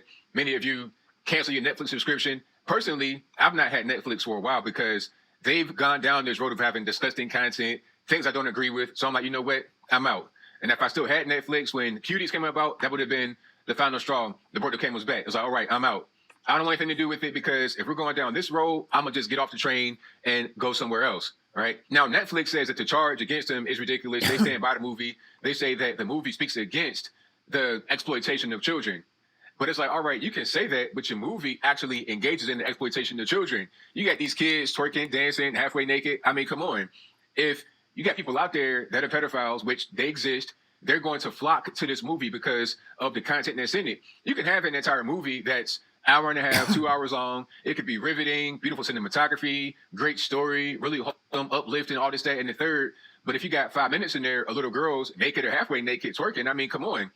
That 5 minutes cancels out there in 2 hours. You got these perverts that'll do things like this. They'll hide the perverted material, the illegal material, in this big ramp of righteousness. Oh, we're trying to speak against the exploitation of children. We really want to support the children. But you're going to put that basically child pornography in there, a thing that is so ridiculous. Before the grand jury indictment came, there was a trigger warning about it saying that it has partial child nudity, female minor breasts exposed. I mean, that was already there before the indictment came. So it's not just Tyler County, Texas. It's not just me. It's not just people on the internet, people in the street, or IMDb. It's not just them. It's all of us combined that are saying this is way too far. This is above and beyond what can be considered art. And it says that right there in the indictment. I think it's pretty much crystal clear what's going on here. It's a lot of things like this that try to slip through the cracks, especially foreign films. They put in really lewd and disgusting things that are illegal to try and soften you up for it, right? When you got children, you got to protect these children. I can understand if you have adults that want to engage in that kind of content and it be just adults, okay? I wouldn't even be mad if it was framed as like older teenage girls getting involved and you had girls that were actually like in their 20s doing it.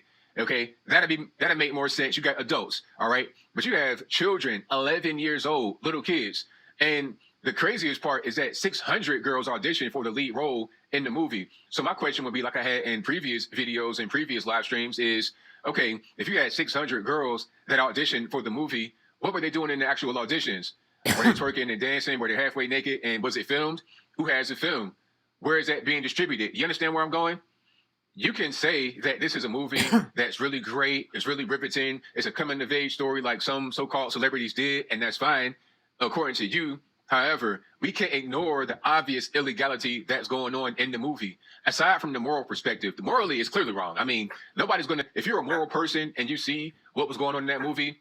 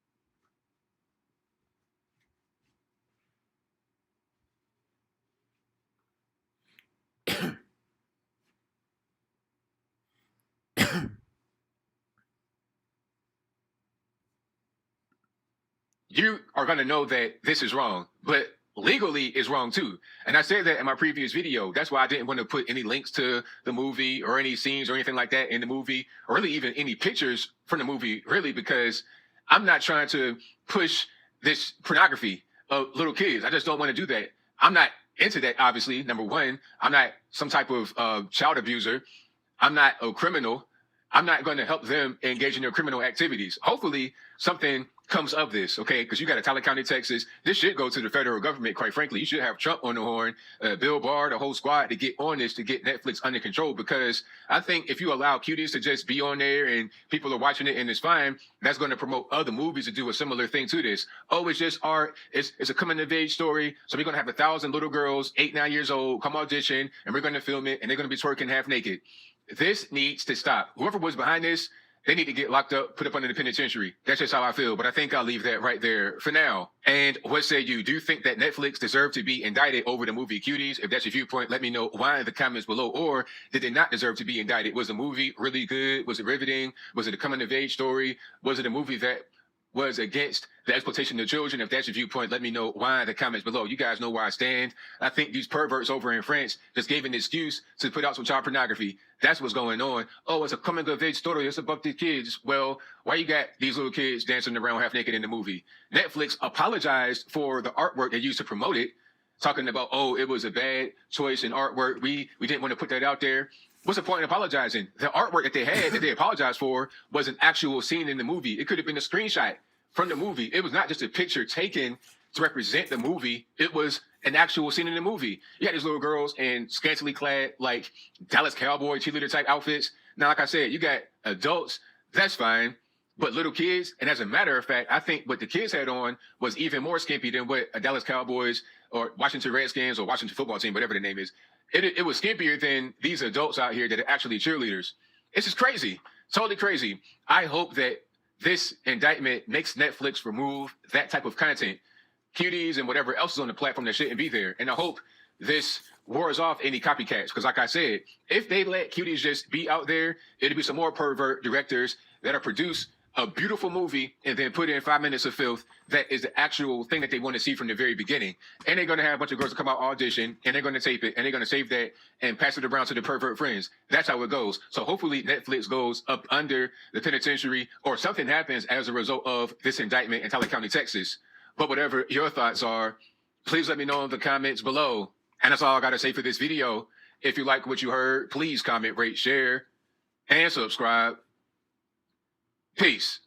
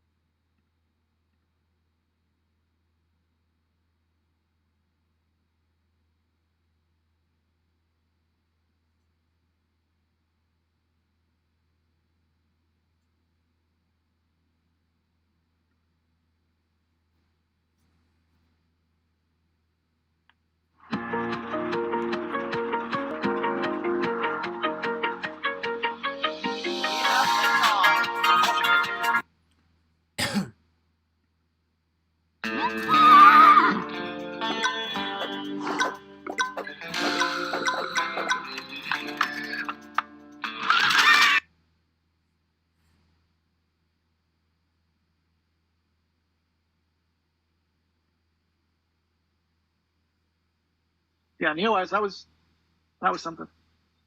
Hopefully we get another really cool comment or something like Hale-Bopp soon, because that's got to just be inspiring for people.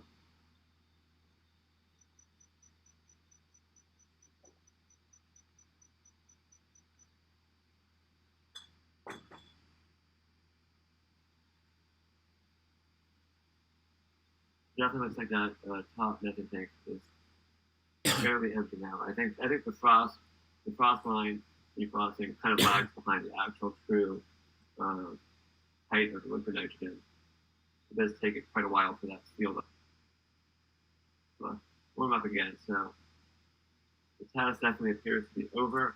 We'll stick with the live a bit longer as we wait to make sure everything is safely detanked. But once it happens, we will probably be wrapping it up so that Mary can get some sleep, because Mary is, of course, out there.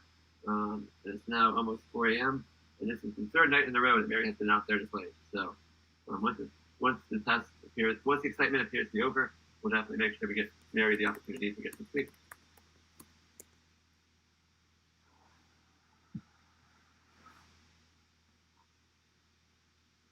Yeah, Rohan says big on Mary. Everyone, please put your thanks in chat for Mary, because I don't think there's many people on this planet that would stay out there for nearly the entire night, 3 back-to-back nights, just to see. I mean, it's an exciting test, but it's not like a launch or anything. It's just a cryogenic proof test. So Mary is super dedicated, and it would be. I think it's pretty much. I think it's safe to say it would be pretty much impossible to fully replace Mary. So we really appreciate what Mary does. Yeah, that's why I say things like she's one of a kind, or like unequaled, or stuff like that, because that's why we say thanks Mary so much, because nobody can do what she does. It's amazing. I mean, I even joke sometimes, I'll get the footage in for the daily videos, and I'm like, did you teleport? I swear you teleported. How did you do that? It's crazy. Her dedication and persistence, not even just for these tests at night, but all day, every day, waiting for a label to be shown. I mean, we joke about, oh, it's great that the labels are positioned so she can see them, but it's also a matter of just putting in the hours. It's not that they're actually like, hey, let's face this towards Mary. I sincerely doubt that. I really think it's Mary puts in the hours. She's out there day in, day out. And, in the morning, in the middle of the day, in the evening, she goes around and she looks. And if something is showing a label, she takes a photo of it. And they're constantly moving things around the build site. So you never know what you'll catch. And it's not the sort of thing where you can just sort of swing by the build site and catch something interesting happen. A lot of times, it looks like there's nothing happening. But if you sit and you wait and you do some good old-fashioned tank watching or crane watching or whatever type of watching the day, you can catch cool stuff. And Mary does every single day. So that's why we say thanks. Look at that. The Starhopper vent is going again. Definitely frost receding. When I say Starhopper vent, it doesn't actually look like it's on Starhopper. It's just near Starhopper. Starhopper adjacent. And the liquid oxygen tank looks, mostly frosted over still. It's definitely going down slightly. But I have seen on previous cryogenic proof tests, sometimes the side facing away from us can be almost completely free of frost, and this side, for whatever reason, maybe the wind or whatever environmental reasons, cause one side to be frost locked for the other side. So really hard to gauge how much liquid nitrogen is still in the test article right now, if any, but obviously still some gas in there, because we keep seeing some venting every now and then. And still condensation coming from underneath the skirt. I don't think we would necessarily see condensation coming from underneath the skirt if there was still like blocks in there. I think that's a good indicator that there's still not LOX. Sorry, but there's still liquid nitrogen in that LOX tank, because that condensation coming from underneath the skirt is intense, but not as much as we were seeing earlier. Definitely seems like they could be draining that, and it would make sense based on like we were talking about earlier, how SM3 crumpled because they detanked the LOX tank while the methane tank above it was still very heavy and full. I mean, it would make sense that they would do the methane tank first and then do the LOX tank slower afterwards. And I also agree with what you're saying about it could be mostly empty, but the frost just sticks around. Totally makes sense. I gotta say, this sandwich came out in one piece somehow. I'm quite pleased. That's your sandwich update.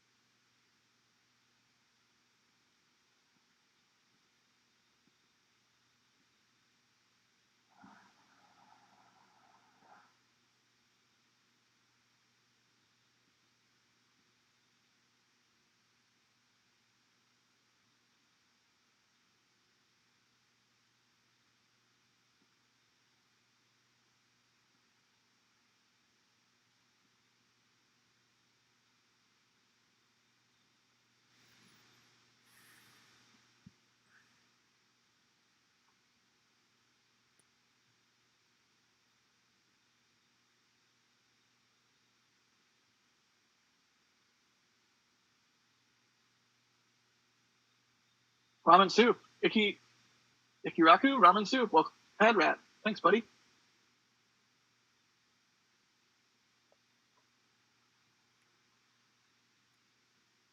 Seriously, always great to see all the new members every time we do a stream. I don't even know how many members we have right now, but we have a good chunk, which is really awesome. And I think, what did we hit the other day? 144,000 subs. It's seriously crazy how fast we're growing. So thank you everybody for hitting the like button and the subscribe button. And definitely know that we take that seriously and we will bring you cool coverage. If you hit that subscribe button, you will not be disappointed. So if you haven't already, smash it. Smash that subscribe button. 4:01 a.m. local. We saw what appeared to be a full filling up of this thing. I mean, maybe even the methane tank up top was completely full, but we didn't see icing on the bulkhead. But we were talking earlier, maybe there's a higher lip there on the rings, so we might just not have seen it. It's hard to say. But yeah, hopefully now they've got the data they need and they can yank that thrust simulator out from underneath SN8 and they can get a Raptor in there, or get 3 Raptors in there. Holy cow. That's going to be something.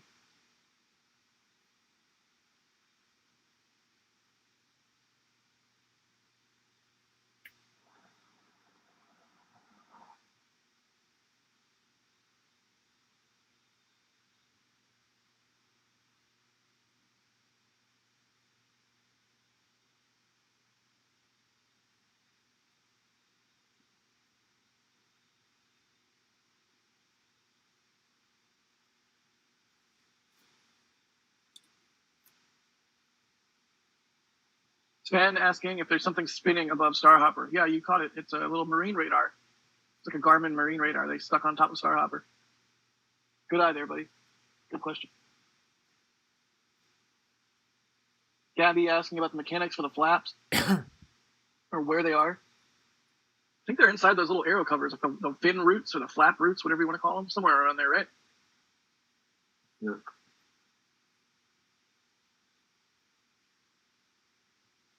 Cody W. saying, I love how we're all gathered here, hoping for the best case scenario of just about nothing happening to this tank. Yeah, I mean, you're not wrong, Cody. It's kind of a funny thing. We're all tuning in, hoping nothing happens. Oh man, and it certainly looked like nothing happened, but thankfully it was a dramatic nothing because this whole thing got super frosty, which we weren't quite sure was going to happen. It looks like we might have had a little bit of a dropout there, and it's back.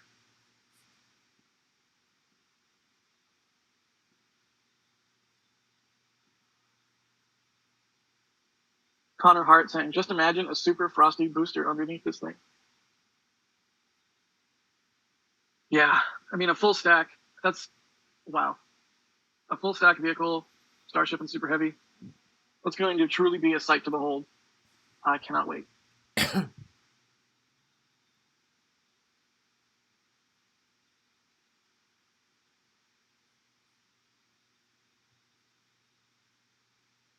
Definitely frost receding a lot now. Again, all apparent indications are this was a successful test, but of course, unless Elon tweets, we're not going to know it's true. But definitely, I guess another indication that if they cancel the upcoming road coaches for this evening and tomorrow morning.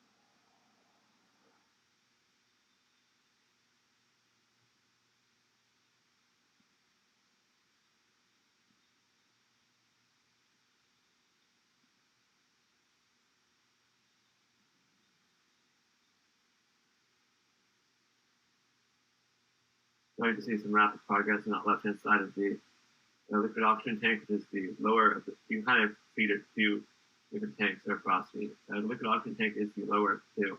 And you can see that there's a frost line kind of fading away on the left-hand side there, and it's gotten pretty low. So I think most likely most of the liquid nitrogen is now out of the Starship, and as Zach pointed out, there's still a bit of condensation coming out of the aft skirt, which perhaps means that there's still either some pipes or some residual liquid nitrogen still in the test surface. But there's less now than there was when we were last talking about it. So I definitely think it's continuing to detank, and the remaining liquid nitrogen, whatever little is left in there, is being pulled out.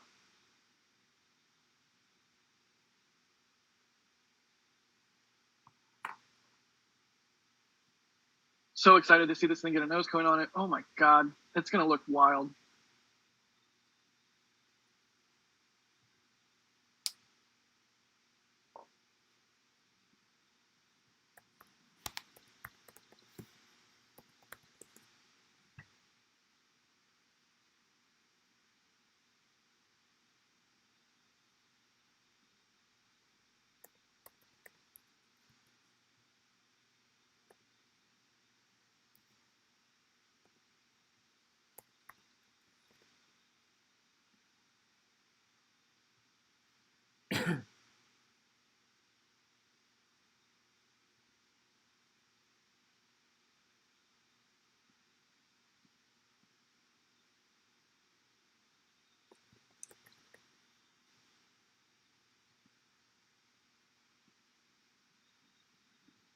You know, it's interesting, though. We still haven't seen a full-on sustained double vent, which normally we think, when we think test over, we think double venting, which we just haven't seen. And maybe that's just because they're waiting to get all the remaining liquid nitrogen out of it before they depressurize. Because that's really, it's not that the double vent is necessarily test over. It's test over if all they're doing is a pressure test. So maybe that would be the last thing, would be that sustained double vent to remove any remaining pressure from the vehicle. Whereas now we're just kind of detanking passively. Well, maybe passively isn't the right word, but detanking rather than relieving, completely depressurizing. Different thing. I'm talking through this as I...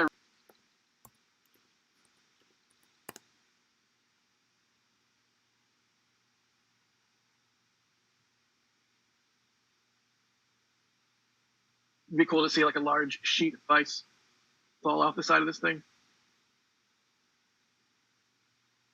All right, let's see. Answer some of your questions. If you have any questions at NASA Spaceflight. I'm not quite sure how much longer we're going to go tonight, given that, like Michael was saying, it really looks like this test is wrapping up. And it is 4:11 a.m. local time.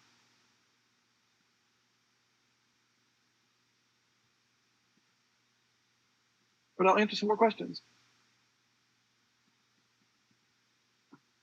David, yes, the nose cone should have forward flaps if they are going to do that belly flap maneuver, and they should be able to move in the same way that the aft flaps should be able to move, right? Would you agree with that, Michael? Yeah, I think they'll both be flapping. And then Shadow Raven also asking about the flaps, if they are testing them before the hop. I mean, we've seen them moving here and there, so they're definitely going to keep testing those. I think that's definitely one of those things that we're all quite curious how they'll work in flight. Yeah.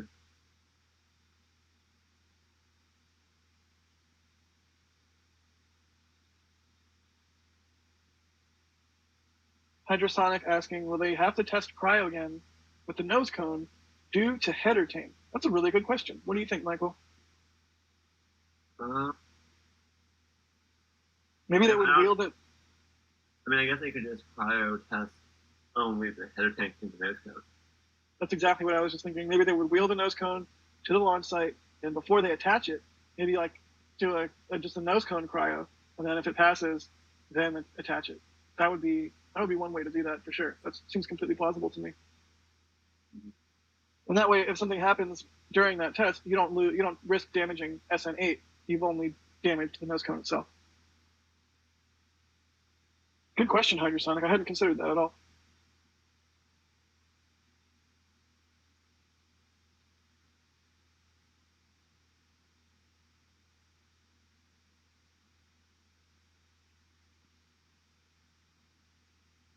Oh, interesting. Sa Diablo asking, do we know if they are going to change placement of the access hatches to the tank? Now they are on the belly side, and if they are going to place heat tiles there, question mark. Huh. I don't know, what do you think? Are they on the belly? I thought they're kind of more on the side. Yeah. I don't know. I had the impression they were on the side as well, but I hadn't really thought about that before.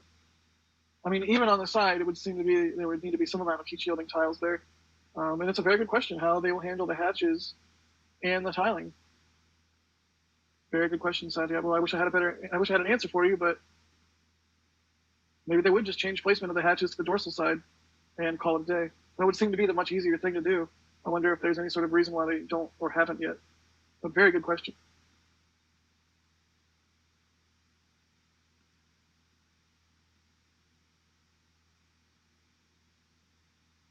Here's another really good question. Rudy asking, given the success of grid fins on the Falcons, why did they choose to go with a solid surface on this rocket instead of using a grid fin design that dissipates heat? I think, and Michael, you can feel free to jump in at any point, I think at least part of the reason for that is Starship is meant to land on Mars. And I don't think grid fins would work properly on Mars due to the super thin atmosphere. Mars has a very, very thin, very minimal atmosphere, and grid fins kind of need a little bit of that denser atmosphere to work. I forget what equivalent Earth altitude Mars's atmosphere is equal to, but from what I remember, which is obviously I don't remember a direct number, but it's fairly high up, 50,000 feet, 60,000 feet. I forget. But point being, Falcon 9 and those grid fins, those are used in the denser part of our atmosphere, if I'm not mistaken. So do you agree with all of that, Michael? Am I correct, or am I just making up baloney? Yeah, I think that's fair. I mean, grid fins probably would not be very effective in the Martian atmosphere. So, a very good question. And the other thing is it's not just about control with the grid fins, which is what Falcon 9 uses the grid fins for. Falcon 9 uses the grid fins as a control surface. I don't know. Yeah, I mean, people like that are saying grid fins are for control, not braking. It's true. So. Exactly. Yeah, and that's what I was kind of going to say is that I don't know that I would even call the flaps or fins or whatever you want to call them. I don't know that I would call those I don't know if it's correct to refer to those as control surfaces. It seems more like they're brakes, like they're big, giant air brakes, right? But theoretically, you could control the attitude of the vehicle by manipulating them, so maybe they're control surfaces. I don't. Very good question, Rudy. So yeah, it needs flaps to land on Mars, an aero brake in the Martian atmosphere, an aero brake in the Earth atmosphere, and be super efficient in that way. Because Falcon 9 just uses retro propulsion, and if you can save any amount of fuel, well, that's a good thing. Good question.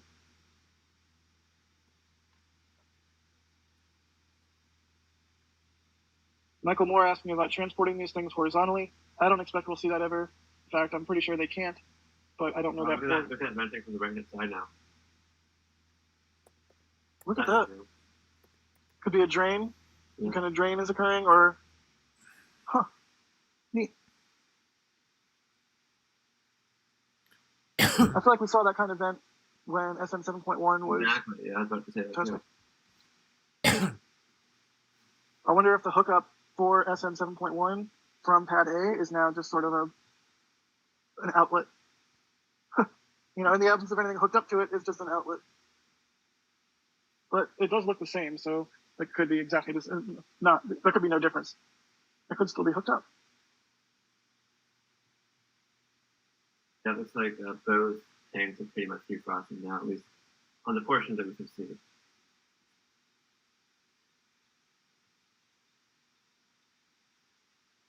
Which is the defrost, which is the detank. There's still frost, obviously, but the frost line on the left-hand side clearly indicates that there's not a liquid in most of that tank.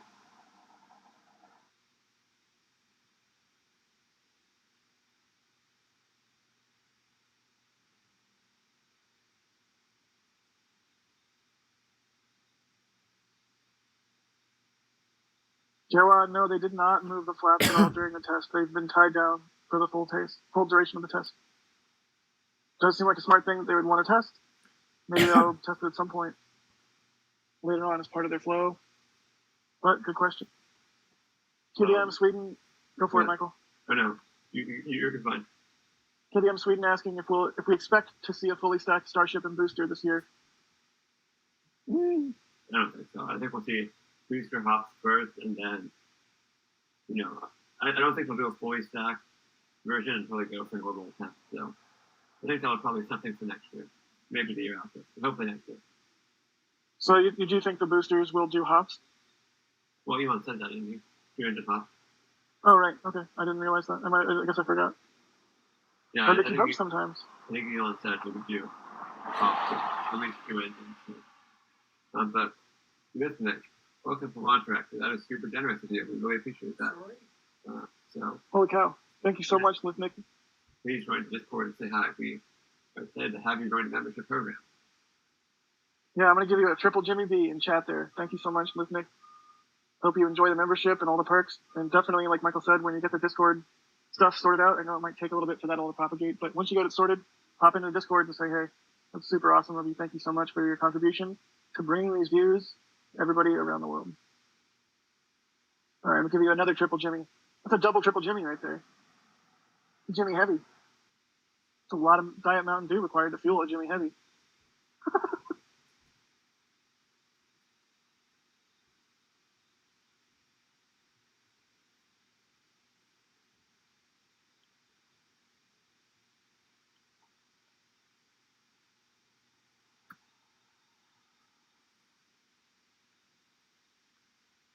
Yeah, when you A/B test it, it's definitely. I mean, there's very little frost compared to what it used to be on the methane tank. Lots of tanks still going strong, but definitely receding still. I mean, that weld line is almost completely clean again, which is a good indicator. And very little condensation coming out from underneath the bottom of it, although there is some.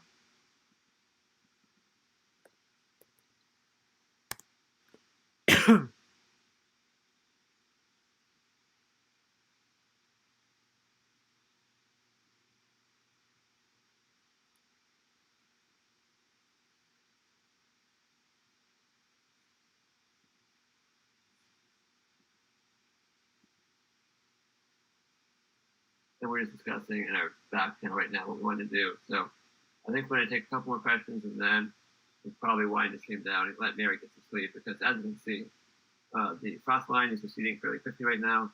It appears that the test article is mostly tanked after what we appear, what we think to be a successful cryogenic food test. So if you have a question, now it's time to ask. Probably stay on the air for maybe 5 or 8 more minutes or so. So get your questions in.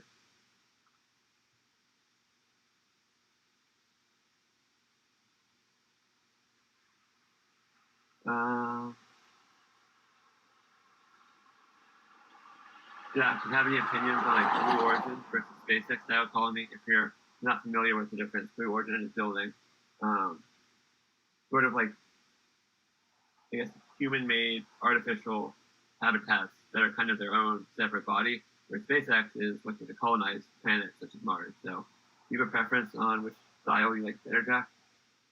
I don't know that I like one better than the other, but I don't know.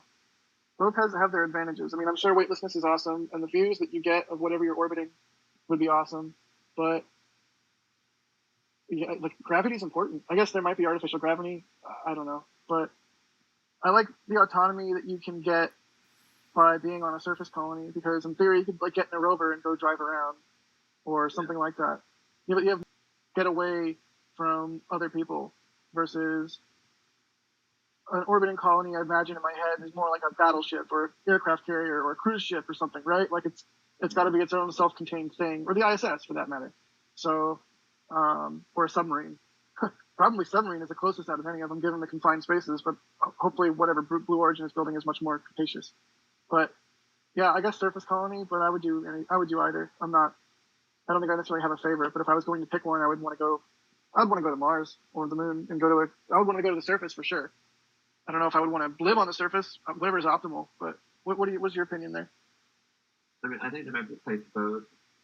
I could see people like working on a orbiting, entirely human-made colony for a period of time. But I think for long-term civilization, it's not on Earth. I think I think, a different planet with a large amount of mass that touches Mars, so that you have some gravity that you don't have to artificially create, as well as, if you're building an artificial body or colony, whatever you want to call it, that's a lot of material you have to get. You have to get there to assemble it. Whereas if you just colonize an existing body, you already have the surface to work with. So I think that's one major advantage of a surface colony. But I think we'll probably use both in some aspects. I think we'll see space stations and whatnot what people are working on for sure in the future. So I don't think it has to be one or the other entirely. Yeah, I agree with that. I wish Bigelow hadn't shut their doors. That's such a bummer. Somebody please buy them. If you're in this stream and you happen to have billions of dollars, Bigelow might be an interesting company to buy because it has some cool technology. It's not, unfortunately, I guess. I mean, based on their Glassdoor reviews, I think it's fair to say that their upper management has some issues. But if somebody who knows how to properly run a company takes over, I think they have technology that could do some cool stuff. I know that there's that stuff on Glassdoor, and I don't necessarily think. I mean, I believe it, but at the same time, it's like there's probably a term for it that I've forgotten, but it's like the people leaving a review on Yelp or the people leaving reviews online are often, there's like two categories, right? There's the people that were super pleased with the product or job or whatever, and there's people that were super angry about it, and all the people in the middle kind of aren't the reviews that stick out. So I don't know. Glassdoor is definitely one data point, but I think that's certainly a fair point. At least from what I've seen, and again, Jack's right. Only people that give a review have a strong opinion, but from what I saw, the opinions seem to be universally almost negative. Whereas, if you look at other companies, it seems to be more 50% super positive or 50% negative, or some like similar ratio. Whereas it seemed like there was a lot of frustration. But yeah, and understandably so. I can't speak from it. I have not talked to anybody who's worked there. I have not looked at myself, so that is probably secondhand info. Yeah, and I mean, I kind of feels crazy to say this, but I've gotten to meet Robert Bigelow and I've gotten to meet Blair Bigelow, and they're excellent people, and I wish them nothing but the best. And yeah, I mean, I think they're great, intelligent people, and I hope Bigelow, the technology that they developed, go somewhere cool and do something cool. Because even in the era of Starship, if Starship is fully up and running and kicking butt, I still think there's a place for the inflatable module, even just attaching a whole bunch more habitable volume to a Starship in transit, or taking Starship out of the equation completely. Even in the Starship world, if you have an application where you want a space hotel or what have you, Bigelow modules, man. If you're not familiar with Bigelow, they build large inflatable space habitats. You can launch a relatively small, compact habitat, and then you inflate it in orbit, and it gets a lot bigger. It has a pretty large volume. So there's even a Bigelow module now. So they have flown actual hardware in space. It's not just a render or whatever. There's actual working hardware right now that astronauts are using. So it's pretty cool. But we're seeing a sustained double vent right now. That is usually the indicator that we see when they have finished testing. So we're going to start wrapping it up here, I think. We'll watch this event happen. But go ahead, Jack. Yeah, good call. I'm in agreement with that. I just threw a link to that Bigelow tour that I went on in chat. So I'm going to wrap up the stream, but see Jack's message in chat right there. He did a super cool video where he walked inside of a Bigelow module wearing Snapchat spectacles, and you get a kind of a first-person view of what it would be like to walk inside of one of those, and it's super cool. But anyway, I guess we're going to start wrapping it up, doing our outro. Thank you to Jack, who has been on this stream since the beginning. I think this is your second night in a row, Jack. Yep, I am made of coffee. Yep, 2 very long nights in a row for both Jack and also, of course, Mary, who is out there in the field right now, bringing us this live video for the entire night. And then immediately following the Starship testing stream we did yesterday, I went straight into class right after that. So I got 3 hours of sleep yesterday in total. So I was not able to be on the entire night tonight, but I got some sleep and then joined in after a couple hours that Doss could get some sleep as well. So we've been switching back and forth, but Doss was the other voice you heard earlier. Make sure you follow him on Twitter too. And then I'm, of course, Mike Baylor at Next Space Flight on Twitter. So think that's going to about do it. Again, the double vent is happening, which means the testing is over. We're just sifting out the remaining gases. You can also see that the condensation we were talking about at the bottom has been strong. I think it's fair to say that this test is complete. There's no more connected in the Starship. It's going to take some time for that remaining frost to melt away. So thanks all for watching. That's going to do it this morning from Chica, Texas. See you all next time.